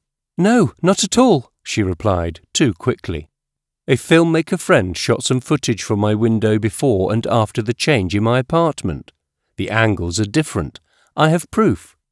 A range of expressions passed in quick succession, almost comically, over Stephen's face: surprise, thoughtfulness, humour. Fenella shook her head. "I don't think so, John." This annoyed me, and so I said, "On the second attempt at filming, the camera picks up me on the bridge standing alongside Orville Smith." "You spoke to him?" asked Stephen. "Did you get anything out of him?" "No. We apparently stood shoulder to shoulder, but I didn't notice him." "How did you not see him?" "I'm not sure he was ever really there." "But he's caught on film?" "Yes, I can show you." "No," said Stephen, who then turned his back on us and walked to the window. Fenella asked, "Are Orville Smith and Midori Smith related?" "I assume so," I said. Stephen wheeled around. "There's no reason to discuss Midori Smith," he insisted. But I was tired of being careful around him. "You haven't told Fenella why you're in Venice?" I said. "You want to spoil everything, don't you?" he shouted. For the first time, I was seriously worried by him. He was almost out of control. He was red in the face, and his cheeks were moving in and out. He continued to glare at me for a couple of seconds, and I did my utmost to keep myself calm. Finally, he took the crumpled photograph from his inside pocket and thrust it towards Fenella. "You haven't seen her before?" he said. "No," said Fenella, fearful. "I met her at an art exhibition." "She's meant to be living in Venice," I explained. "Stephen's failed to find her." "John!" said Stephen very loudly, although he was trying to admonish me without Fenella hearing him. "Okay, I'll leave it," I said, wondering why I had bothered to provoke him. I picked up the package that had been delivered. "Is that your urn?" asked Stephen, flicking his head slightly, glad to change the subject. It was marked glass, fragile. "Probably." "An urn?" asked Fenella. "What, for somebody's ashes?" "Once upon a time. It's Roman," Stephen explained. 2 centuries old, and it's broken." "Restored," I corrected him. "Although it might be a facsimile." "A fake," said Stephen. "That depends on whether you know that it isn't genuine." "Let's see it," said Stephen. "Then we don't have to discuss the bloody Smiths." I opened the box to discover a large amount of bubble wrap, then a further box. Inside that, the urn was in polystyrene beads. I lifted it out carefully and was astounded by what I'd managed to buy. It was pale green, semi-transparent, with a large, elegant main body, and a very deep rim to which were applied 2 handles of the same glass. What I hadn't expected was that there was a lid within the rim with a small knob to enable it to be removed. The glass itself was pitted unevenly and appeared to have a genuine patina. There were traces of purple and other coloured iridescence. It could only be the real thing. There were 3 obvious breaks to the body, which had been expertly repaired, but there were no losses. "Is it real?" asked Stephen. "Amazingly, yes, I think it might be." "Then I assume it's very rare," said Fenella. "Very," I said, slowly and appreciatively. "It's a museum-quality piece." I couldn't stop staring at the urn and being amazed by it. There was no question that it was the finest example of Roman glass I would ever own. I didn't know how I'd been so lucky as to win it, but with the poor photos and lack of information, other collectors must have assumed that it was not worth the risk. "I am not happy," announced Stephen.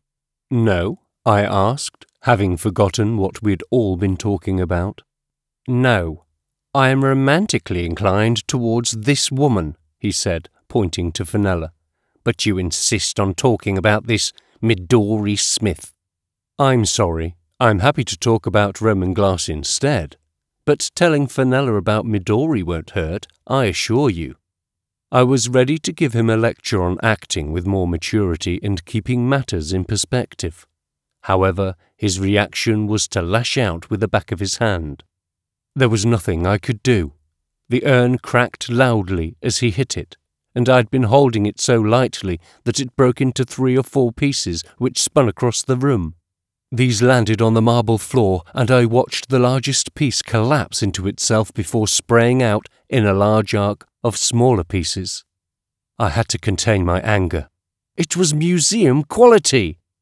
After several moments, Fenella quietly asked, "I assume it's now beyond any more restoration." "How much did you pay for it?" asked Stephen, businesslike. €510. "I'll pay you back," he said decisively. "As soon as I get home, I'll go to the bank and transfer the money, if you give me your bank details, or I could send a cheque. Would you take a cheque?" Very quietly, slightly fearfully, Fenella asked, "If it was museum quality, how much was it really worth?" "I don't know. It had survived almost intact for 2,000 years, I explained to Fenella. Even buried in the ground it had only suffered 3 breaks. It still had its handles and its lid, and now it's gone." "I told you I'll pay for it," shouted Stephen. He was standing tall and rigid, his hands opening and clenching as he held his arms to his sides. Fenella and I both stared at him, and a moment later he turned and stormed out of the apartment. "I'd better follow him," said Fenella. I felt numb as I swept up the glass. I could not bear to throw it away. I put all of the pieces on a large blank sheet of paper that I laid on the top of my piano. I took the time to gently blow away the dust that I had inadvertently gathered, and when the late afternoon sun passed through the pieces of pale glass, the paper was lit up like a broken kaleidoscope. In amongst the yellow and olive shards were pieces stained purple and blue, and there was one small point of red that shone with a magnificence out of all proportion to its size. Even the dirt and the other impurities that had fused into the pitted surfaces created interesting arabesques and odd shadows on the paper. It was painfully fascinating to look at, but restoration was impossible. The result would have been more glue than glass, and I wouldn't have known where to start. I felt a profound melancholy combined with a quiet desperation. It seemed to suffuse everything as I looked around my living room and out at the view, at brickwork, plaster, water. This was not quite the world that I was meant to be living in. It was a sham. I loved my apartment and Venice, but this was not how they were meant to be. But did I want to go back to the world as it had been before? I wanted Ursula by my side, and that would mean embracing this version of the world. I felt lost and lonely, and as I looked back at the myriad pieces of glass, the sunlight faded away. It all turned into so much dull and dirty rubbish on the sheet of paper, and the best thing to do with it all was tip it into the canal. Venetians have historically treated the waterways as open sewers, although there are bylaws against such things now. My conscience didn't trouble me at all, as the shattered glass fell from such a height, and it hardly seemed to trouble the emerald water as it disappeared into it. I sat down at my computer and tried composing music. I wanted to lose myself in it, but now I could not make sense of anything. Whatever notes I put together, they seemed to be simply a succession of unrelated sounds. The ringing in my ears, usually forgotten while I worked, stubbornly refused to give me any respite. I had to leave the apartment. I tried walking, but I felt even more like a straniero than usual. In the eyes of the Venetians, I was just another tourist. I had no place in their city, whichever version of it I happened to inhabit. But where else could I go? Where else did I know? When I returned to the apartment, I lay on my bed wishing that I could listen to music with my headphones on, my eyes closed. It was usually the way that I could forget about the world. I tried not to think about anything, but past, present and future all seemed freighted with meaning, and all of it was worrying. The routine of going to bed didn't help, and I seemed to lie there forever, but in reality the last chimes I heard were for midnight, and thereafter I must have slept. To my dismay, nothing had changed by the morning. Time had simply moved on. I turned on my computer, made breakfast, sat down, and without my mind particularly on the music, I started composing. I was surprised to find my way into something quite complicated, even if it was more mathematical than musical. It could have led to something worthwhile, but the door phone buzzer went, and I had to decide whether or not to ignore it. I'm always frustrated when this happens, no matter who the visitor is. Yet again, I wished there was some way of seeing who the caller was before I pressed the button and admitted that I was home. "Hello," I said. "John Dowson." "My name's Orville Smith." It took me some moments to react, although really I was always going to open the door. Smith came in through the apartment's door wearing the same long brown coat he had been wearing in Foscolo's film. The man who owned the tasteless jacket and who appeared so ordinary in the photo had come to take on some significance in my life, but I didn't know what to make of him. He was smiling and genial, holding a package to his chest. "You'll have a few questions for me," he said. "Can I take you out to lunch?" "I'm very grateful, but I have to work," I said, and then wondered why I was playing hard to get. I suppose that I resented him because everything that happened seemed to have been because of him. I held him responsible for all the upheaval, although I had to tell myself that some of it, at least, was positive. "I have a gift for you," he said. "Really?" He looked around the room and said, "This is your grandmother's old apartment, isn't it?" "Yes, I inherited it." "I could have sworn it wasn't on the top floor." "It wasn't until recently." "Oh, okay, I understand. I don't. Look, first let me give you this. I believe that your Roman urn was broken." "How did you know? Have you met Stephen Reed or Fenella Watson?" "No, should I have done?" "You know about the urn. It's hard to explain, but I'd like to try over lunch." Sadly, it was a unique piece. "Nothing's unique, not when you know how," he said, offering his parcel once again. He grinned as he did so, pleased with himself. Whatever the package contained, it could not possibly replace the urn I'd lost, so I said, "Thank you, but I don't want your gift. I want an explanation." "You're upset, I know, but indulge me. This is not just the same sort. It is the urn. I made sure that the accident never happened. The original is in thousands of small pieces. I tipped them into the canal." "Open it."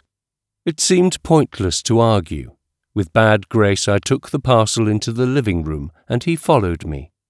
I slipped off the string and unwrapped the loosely secured brown paper. The box within was wooden and apparently custom-made. I opened it And there, lying in shreds of tissue paper, was a Roman cinerary urn. The coincidence was unbelievable. It was, to all appearances, exactly the same as the one that Stephen had smashed. It was made of semi-transparent green glass, with a large, well-proportioned body and a deep rim with handles. It even had the lid. The glass was unevenly pitted, and there were traces of purple and other coloured iridescence. The almost minute fleck of red was there. Even the repaired breaks seemed to be exactly where they had been on the original. I closed my eyes tight and tried to remember how the first example had looked. When I opened them again, I was unable to distinguish between it and the one before me. "I've been fooled," I said. "There must be a factory turning out fakes all identical." "No, this is the real thing. It's a couple of 1,000 years old." The age of the urn was undeniable. Then it must have been switched by Stephen, the old magician's trick where he appears to smash your watch, then puts it back together again. No, there was no sleight of hand. Then how do you account for it? Let me take you to dinner. Can't you tell me now? It's a complicated story, and a long one. It'll explain your problems with the apartment. I know that everything in your life will have been in upheaval lately, and, well, you'll be blaming me. I took my coat and we left the building. Smith insisted on talking about my grandmother as we walked. I met her a few times in London with your father. She was an elegant, stylish woman. I remember that she loved books. I happened to be coming to Venice just after she moved here, and your father gave me some papers to pass on to her. So I visited her apartment, on the middle floor. I always liked the place, but this is the first time I have had a chance to come back. We reached the Rialto Bridge, and it was too busy for us to be able to walk easily. Once we were over it, he continued. A few months ago, something odd happened. Something not unrelated to your apartment changing floors overnight. It explains how I knew about and was able to replace your glass urn. He turned and asked, Have you met Midori? No? Too bad. She's lovely, and I've been both looking for her and avoiding her at the same time. And how do you do that? It depends which dimension you're in, and I kind of lose track. He resumed walking, and I followed him along the Fondamenta va Castello. I didn't know which restaurant we were heading towards, but a large group of tourists was forcing us to walk single file along the edge of the quay. Smith turned to talk over his shoulder as he strode onwards. It all happened when I lost my bloody jacket. I was trying on listening to him when I glimpsed, at the very edge of my sight, Midori Smith walking in the other direction. She can't have noticed us, and I tried to say something to get Orville Smith to stop. But suddenly the ground beneath my feet seemed to lurch to one side, and I fell, just managing to put my hand under my head before it hit the ground. I heard a great slap of water and rolled instinctively away from the edge of the canal, but I was still splashed by the small wave that came over the side. My ears were ringing once again, almost unbearably so. Others had fallen around me, and one woman was lying across my legs. There was screaming and shouting, which jarred horribly with the sound in my ears. And then everyone was simply talking again, excitedly, as we all got to our feet and steadied ourselves, taking in what had happened. I looked around expecting to see fallen masonry, but there was just a great deal of dust settling. The whole city seemed to be holding its breath, assessing the damage from the tremor that had shaken us. There were people exiting buildings and talking excitedly. Then I noticed that Orville Smith was not there. It was one of these Japanese tourists who alerted everyone to the fact that he had fallen into the canal. When I looked, Smith was just a moving shape under the surface. For a moment his face appeared, distorted, his mouth open and trying to drag in air. He only succeeded in taking in water, though, and he went under again. I've never been able to swim, and nobody else seemed to want to go in after him, so I hung over the edge but couldn't reach him. I called for help, and a lifebelt was thrown in over my head. A few moments later, one of the Japanese tourists finally plunged in. Smith was unconscious by the time that several of us hauled his wet mass up onto the quay. He was turned over onto his back so that one of the other tourists could attempt mouth-to-mouth resuscitation. There were only intermittent signs of success, but he still seemed to be alive when the paramedics arrived by boat. They succeeded in pumping a great deal of water out of him before they efficiently bundled him into their craft and sped away, leaving the crowd to disperse. I assumed that they would be taking Orville Smith to the Scuolo Gran di San Marco, the main civic hospital in Venice. I had been there once before, when Ursula had caught pneumonia just after we had first arrived in Venice. The hospital is an old 15th century monastery and is astoundingly beautiful, both inside and out. I had to wait for some time at the reception desk because there were so many people requiring medical attention after the tremor, although they only appeared to have minor cuts and bruising. It gave me a chance to get my breath back and assess what had happened. I was worried about Smith, but my overwhelming emotion was annoyance that he had not got around to explaining everything to me. It was almost half an hour after I had first inquired about Smith that a nurse returned and told me that the patient was in such a serious condition that they'd taken him to a better-equipped emergency unit in Maestra. It made sense to phone from home rather than to go to the mainland. When I let myself into the apartment, the first thing I noticed was that the light on the answer phone was blinking, probably because the tremor had caused the electricity to go off. I walked over to it, and my shoes crunched on glass on the marble floor. I recognized the fragments immediately. They were from the smashed Roman cinerary urn, Orville Smith's perplexing gift. I glanced over to my glass collection, fearing that other items might have been damaged in the tremor. But, at a distance, without checking each piece, they all looked to be okay. Smith's urn had been left on the table and had fallen off, smashing for a second time. It actually made me laugh. I wondered if he would be able to obtain a third one for me. I found the telephone number I wanted with some difficulty.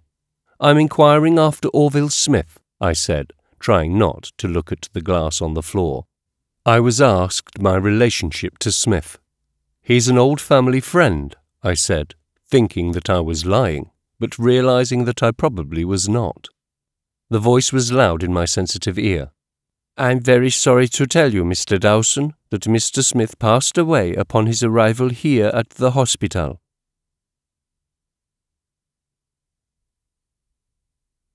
Chapter 11.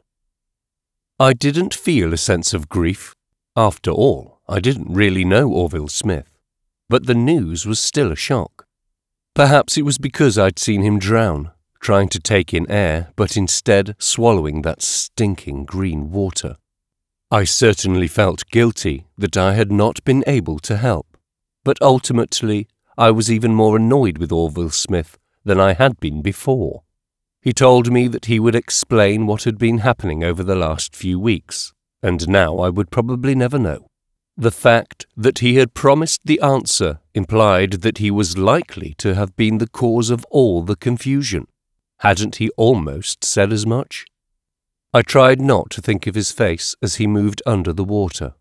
Perhaps I should have jumped in, but then I knew that I'd have only required rescuing as well. Then I remembered seeing Midori Smith in the crowd.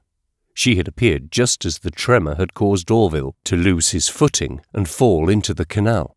But why would she have been on the Fondamento Vincasteo at that very moment? Was it any longer reasonable to call such things coincidence? There was an aftershock. It was small but noticeable, and it seemed to change the pitch of my tinnitus. I leant back against the wall, waiting to see if there would be any further tremors. And I had the uncanny feeling that the source of the ringing sound was not to be found inside my head, but outside of it. The noise seemed to be emanating from the wall itself. I put my hands against the plasterwork and then my forehead, and I could feel the vibrations.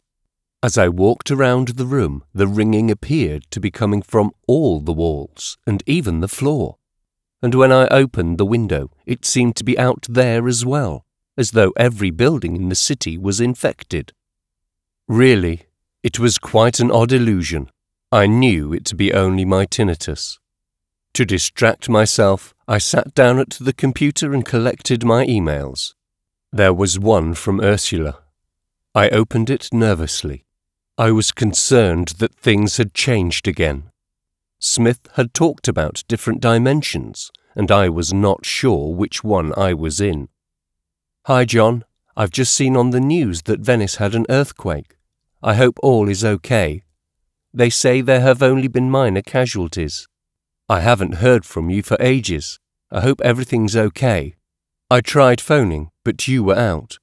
Call me, please. I'm missing you, and I'm missing being in Venice. Next week I get 5 days off, and I'm hoping to come back home.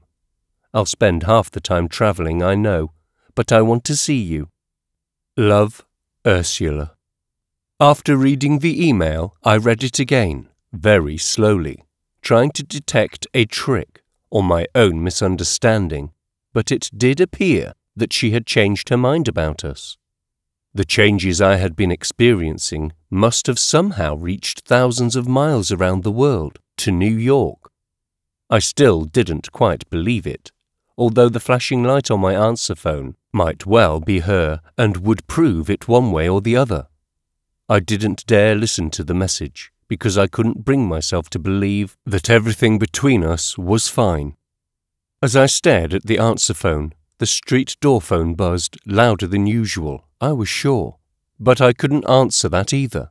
I had no idea who it might be. The police, possibly? I suppose that at some point I'd have to discuss Orville's death with them, but I wanted to first get my bearings in a world that still made little sense. How could I explain what had happened when I didn't know myself? Should I mention Midori Smith to them? I thought that maybe I was in shock, but decided it was only hypochondria again. But really, how could I carry on any kind of conversation with anyone with the sound of ringing all around me? The buzzer went again, louder even than before, as though my visitor was applying even more pressure. It might be for Scolo. I didn't even know if I wanted to talk to somebody who might be sympathetic. There were no more calls. Resigned, I once more cleared the smashed glass off my floor, sweeping it up onto the same piece of paper as I had used previously. This time, I didn't take any time to examine the fragments. I simply took them out onto the balcony and let them fall into the water of the canal, just as before. I looked up, and the newly elevated view still troubled me, but at least everything I valued was still standing. I looked towards the footbridge and wondered whether I would ever be able to take the new perspective for granted. Would the day come when I no longer questioned what had happened? At least everything in my apartment was there, and I dared to believe that Ursula was returning. I left the apartment cautiously, worried that it might not be there when I returned. I walked quietly down the stairs so as not to alert my neighbours, and I opened the door to the Calle Montenegro very carefully, checking to see that there was nobody about. The only person in the alley was a woman at the far end, at the dead end that looked out over the canal, and she had her back towards me. I closed the door very quietly and walked quickly away. I didn't look around. I took turnings not quite at random and found myself in the Campo Santa Maria Formosa. I followed an alley that I didn't really know, heading east, not thinking about where I was going or what I hoped to achieve. My tinnitus still sounded as though it was coming from all the buildings around me. If I put my hands against the stones of any of the buildings, I could still feel vibrations. Almost immediately, I saw an old woman walking out of a large medieval door studded with elaborate ironwork that was almost exactly the same colour as the wood. The light had glanced off it for a moment, and I was happy to be distracted. The metalwork was quite magnificent, like the tendrils of some wild-growing plant. It had to be the entrance to an important building, and checking the small painted sign, I found that it was a Roman Catholic church. Now, I'm not at all religious, and unlike Stephen Reed, I don't have any historical interest in churches, but at that moment I could think of no better place to hide from the world. I was desperate to find some sense of equanimity, and for about a minute I almost achieved this. I sat in the middle of a pew at the back of the building and let my eyes become accustomed to the lack of light. The church was hemmed in by other buildings, and it was only after it had risen above its neighbours that there were any windows. These contained richly coloured glass, but it was old and dusty and allowed little light to pass. The church smelled comfortingly of damp and stone, polish and stale incense. There was something reassuring about not knowing who the saints were in the shadowed canvases on the walls. There were hints of gilt from the altar, although I guessed that the metalwork was probably only cheap brass. I guessed that the heavy walls effectively deadened any noise from outside, although the unremitting ringing in my ears would have muffled them anyway. Now that I thought about it, the ringing seemed to resonate with a new note, but it still appeared to be coming from all around me. The very stones of Venice seemed to be singing. Slowly, the aesthetic effect of my surroundings began to soothe me. I was grateful to be alone. I relaxed, not realizing before that my heart had been pounding and my breathing had been fast. For the first time in, I didn't know how long, I regained my composure. The tinnitus remained, but there was no longer any shrillness in the sound. I started to listen to it, at the complexity and variation. It was quite fascinating, but I didn't believe I would ever be able to come to terms with it if the affliction was long-term. I closed my eyes and my mind wandered through the thoughts of collecting Roman glass, then to an old antique shop I remembered in Venice, then to the shop's cat, and on to the family cat of my childhood. I must have been asleep, but disappointingly, after a couple of minutes, there was a dull clang of old metal as the latch of the main door was lifted. For a moment there was the sound of muffled voices from the street and the tone of an engine, but then the door closed and all was quiet, save for the ever-present sound of the stones. I heard no footsteps. Annoyed by the intrusion, I imagined the visitor taking the time to acclimatize to the dim surroundings. I supposed I could forgive a worshipper reverentially saying some prayer before drawing further inside. After all, I was the interloper in the church, as long as it wasn't a tourist. The seconds passed, and I resisted the temptation to turn around and look. I didn't want to draw attention to myself. The new arrival probably wouldn't have noticed me sitting, unmoving in the gloom, but their own lack of movement started to worry me. I caught the faintest suggestion of perfume, something that I can only describe as being like fruit in alcohol. It was odd, but very pleasant and undoubtedly feminine.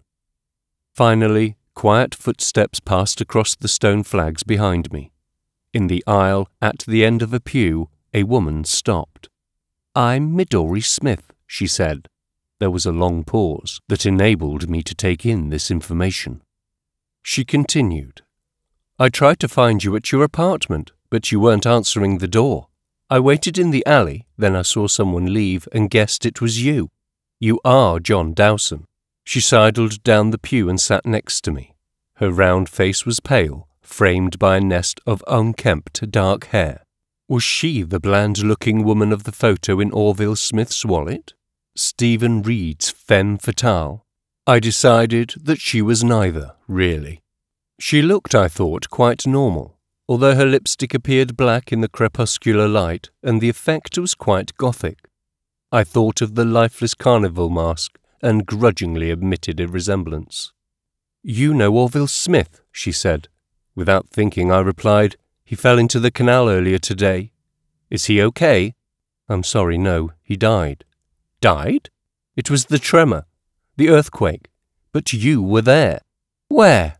"The Fondamenta in Castello. I'm not sure where I was when the earthquake happened." "We tried to help him," I explained. "It wasn't easy to get him out of the water. I phoned the hospital about 1/4 ago. They told me he was dead."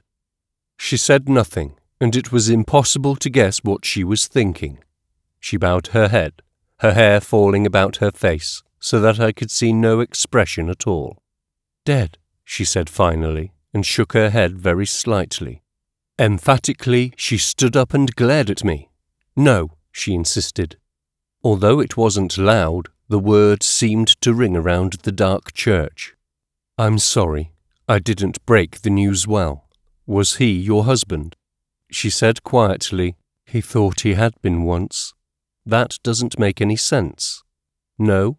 Well, maybe he was. I don't know. I mean, I always knew him." "Were you married or not?" He's caused so much damage." "I don't understand."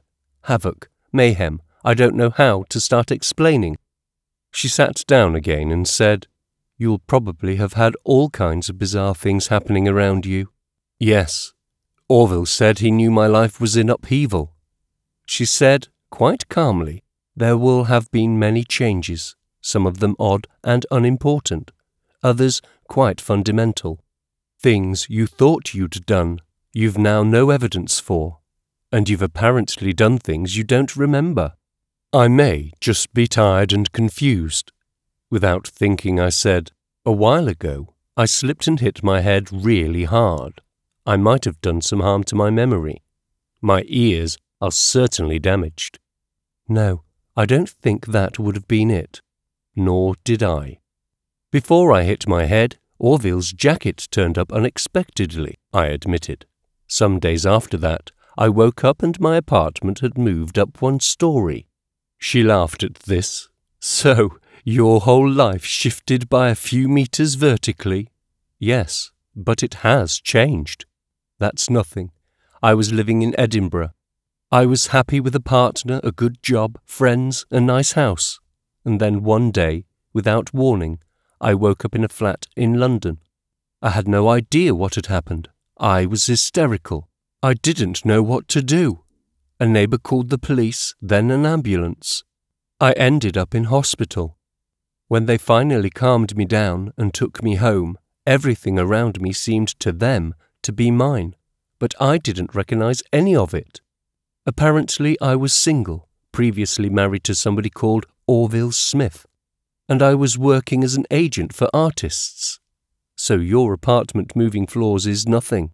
"Some of my own history has changed," I defended myself. "I was splitting up with my wife, but it seems we're together again." "Lucky you." "Okay, so you've had a harder time than me. You win that competition. But why has all this happened?" "Orville Smith." He was going to explain it to me before he ended up in the canal. "On the Fondamenta van Castillo?" "Yes, and I did see you there, just as the earthquake happened.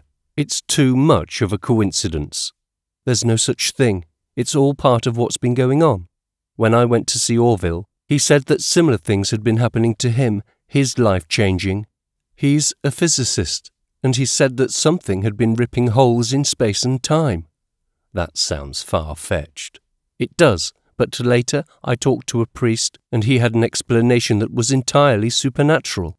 But however you try and explain it, something seems to have created alternative parallel realities, or dimensions, and something has been busily travelling between these alternatives, distorting them and mixing them up. Orville Smith? Perhaps, although he thought it was me. But when we met and talked about our current and past existences, the one thing that was constant in both of our various alternative lives was you. But I don't know either of you. Not in this reality. Nor in the one before? Mind you, this current reality is a mix of old and new. From my position, Orville is the one causing all the damage. Not you. No, but as I said, he thought it was me. He was at the end of his tether, which is why he tried to kill me. Really? He tried to smother me with a pillow. Because I passed out, he thought he'd succeeded. That's when I went on the run, packed up my place in London. But why try to kill you? Orville thought it would stop all the disturbances. Your life has been inconvenienced by what's been happening. Mine's been turned upside down. But Orville thought his had been destroyed. He told me that he had been a successful scientist with degrees and honours and a new family and kids, after he had apparently split up with me. But that was all taken away from him. I don't know if I can believe any of this, I said. So how do you explain it? I don't know. I found Orville Smith's jacket on the balcony of my apartment. It contained a photo of the two of you as a couple. It was taken at the seaside. I don't remember the photo being taken, but I saw it. Orville showed it to me one evening in a restaurant. But then he lost his jacket, and all the stuff inside it, including that photo. And his wallet, a book by Murakami, and a bag of boiled sweets. He mentioned you. He said you were an old school friend. No, I wasn't. I banged my head after his jacket turned up on my balcony. And then a genuine old friend turned up, Stephen Reed. He was looking for you. He met you in London. I don't remember him. He probably comes from another alternative existence. You must have met him since your life changed into this one. You were an artist's agent by that time. You met him in a gallery. You intrigued him. You gave him your card. She shook her head. He's tall, and he has too many teeth. He creates graphic novels. Maybe I did meet him, but if I gave him my card, it would have been to get rid of him. But you went away. You came here to Venice. The only good thing about my new life is the money and an apartment on the Campo San Polo. The Campo San Polo? Poor Stephen searched the whole of Venice for you. And Murano, Burano, Vignole, Torcello. Really? He sounds obsessed. He is. Was, I mean. I think he's found somebody else now. But go back to Orville Smith. Now that he's dead, has it all come to an end? Only time will tell. But why were you looking for me? I told you, because you were Orville's friend. He said you lived here in your grandmother's old apartment. But, I know, you say you never met him before. But what worries me is that there aren't just two parallel realities. One in which I lived in Edinburgh, and this one where it is meant to be London. Orville has experienced two realities as well, one in which he was a physicist and knew me, and this one now in which he had lost everything that was dear to him. But our two alternatives don't coincide. I think I may have moved on to a third reality. Orville had a theory that the number of alternatives would expand exponentially as more and more people were affected. But now he's dead. I closed my eyes for a moment. There was a rustle of material, and I opened them again to see that Midori Smith was standing. Are you going? I'm almost certain that Orville has been the cause of everything, but even dead, I have to put distance between us to make sure it ends. I stood up and offered my hand, which seemed inappropriately formal.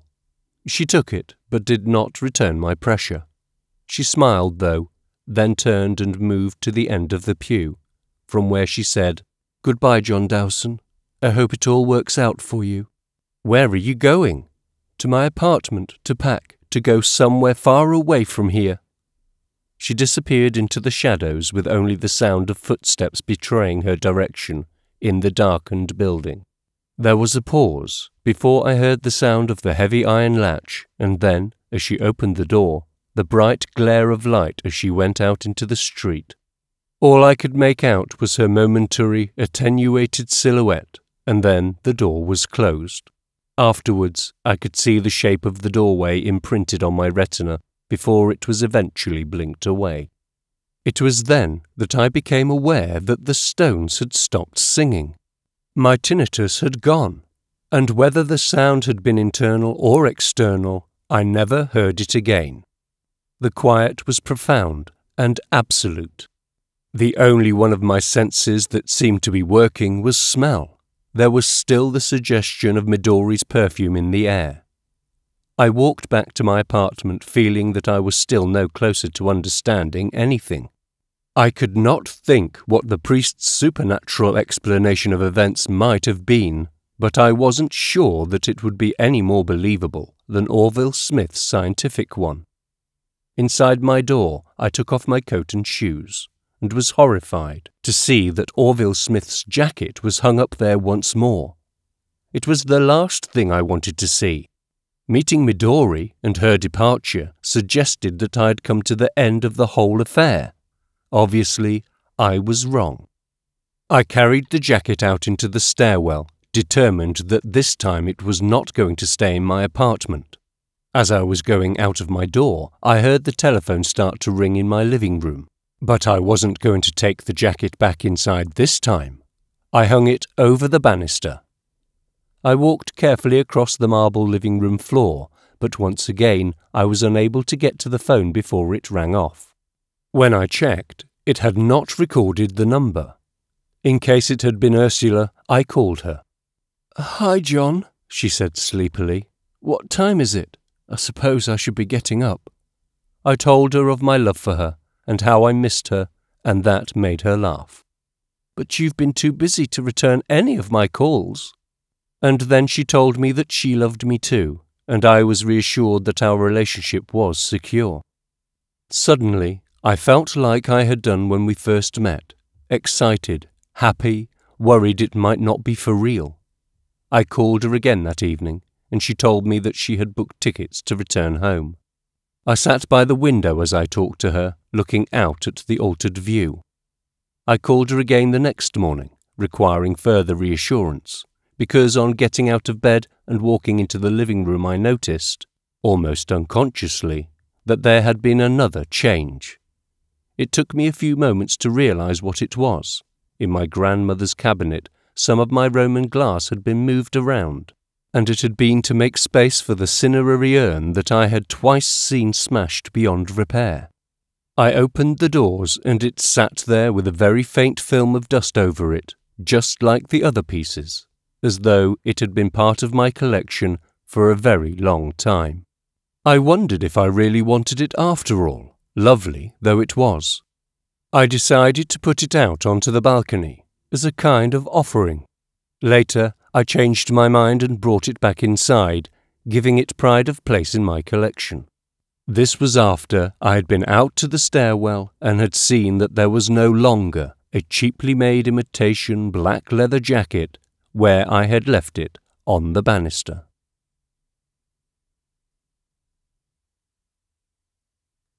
Epilogue. And now I sit here looking out of my living room window down my very minor claustrophobic canal towards a bridge which is, at the moment, deserted. The view is my miniature masterpiece, painted with soft pinks for the brickwork and that elusive jade colour for the water of the canal.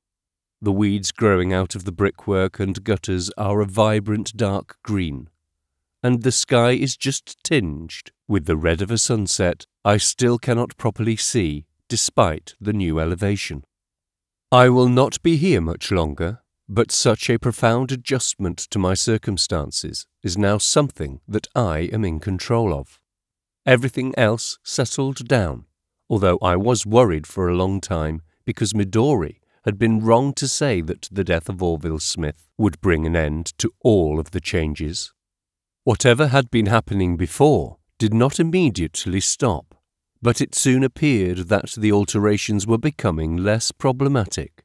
Either Orville or Midori had been responsible for the trouble, but as one was dead and the other moved away, in my own little world everything seems to settle down. One of the last modifications to my life was the music files on my computer. A few days after I had seen Midori in the church, I realized that they were quite different. I seem to have lost some work, but the new material I discovered is good. It is easiest simply to accept this. I did take a detour one afternoon through the Campo San Polo with the idea of looking for Midori's window. I wasn't checking to see if she was still there, because I really didn't want to know. I suppose I wondered how Stephen Reed had missed it. Standing in the middle of the square, I looked around at every window, but I could not see any with a panel of red glass down one side, although there were 2 possible candidates with blue-painted shutters. I idly considered sitting outside the cafe where I had drunk a martini with Stephen, but decided that I never really liked the stuff. I did look back at the cafe once more as I was leaving the square, and it was only then that I noticed the window. One had to stand in exactly the right position, because it was at a right angle to the square, in the side of the building, and a balcony would obscure it from most other vantage points. It was 3 floors up, in the building next to the cafe, the building that had a shop on the ground floor selling masks. I didn't tell Stephen. He's still on Facebook, but he never uses it to communicate with me, and I will not provoke him by sending any messages. I'm not sure whether, in this present dimension, he ever came to Venice, much less met Midori Smith. Fenella has not contacted me again, and on the internet I can't find anything when I search for her name, or for that of Nightjar Pictures. They don't seem to exist. I still have my awards for the silences between us, though. It is only my recent past that has been meddled with. I recently packed them up, ready for the move, and wrapped them in a recent English-language newspaper that I picked up. I noticed, curiously, that a long article in it about the Venice earthquake was that it reported over 100 casualties, but it stated that only minor injuries were suffered. There were, it insists, no fatalities. Frederick Foscolo is still in touch, and in theory we are still working together on his film. He has recently moved to Venice itself, onto the Calle Corda, and has been busy. Every day he sends me more footage of what will be a long, loving evocation of Venice in its many moods. It looks and sounds wonderful, even if it still lacks form. The scenes filmed from my window have been dropped from his working edit. But the most important adjustment to my world, and the one that I hope with all my heart will be unchanging, is my relationship with Ursula. She took those 5 days off work and flew over, and they were perfect. We are together and happy, and a move to California is planned for next year. I have agreed to sell the apartment, and really it is not the wrench I had expected it to be. I find that I can let it go after all, even this view. I'm certain that I'll be able to hand the keys over to a new owner, and I will walk away along the Calle Montenegro without looking back. The only complication is that the deeds kept in the offices of the Avvocato, Mr. Abrescia, are in some disorder. He is apologetic, as he should be, but there will be all kinds of legal difficulties. Apparently the paperwork suggests that we own the flat on the floor below the one we are currently living on. Nobody from his office can explain how that error occurred, but I'm not concerned. It will be sorted out eventually, even if nobody will be able to explain quite how it happened. The end.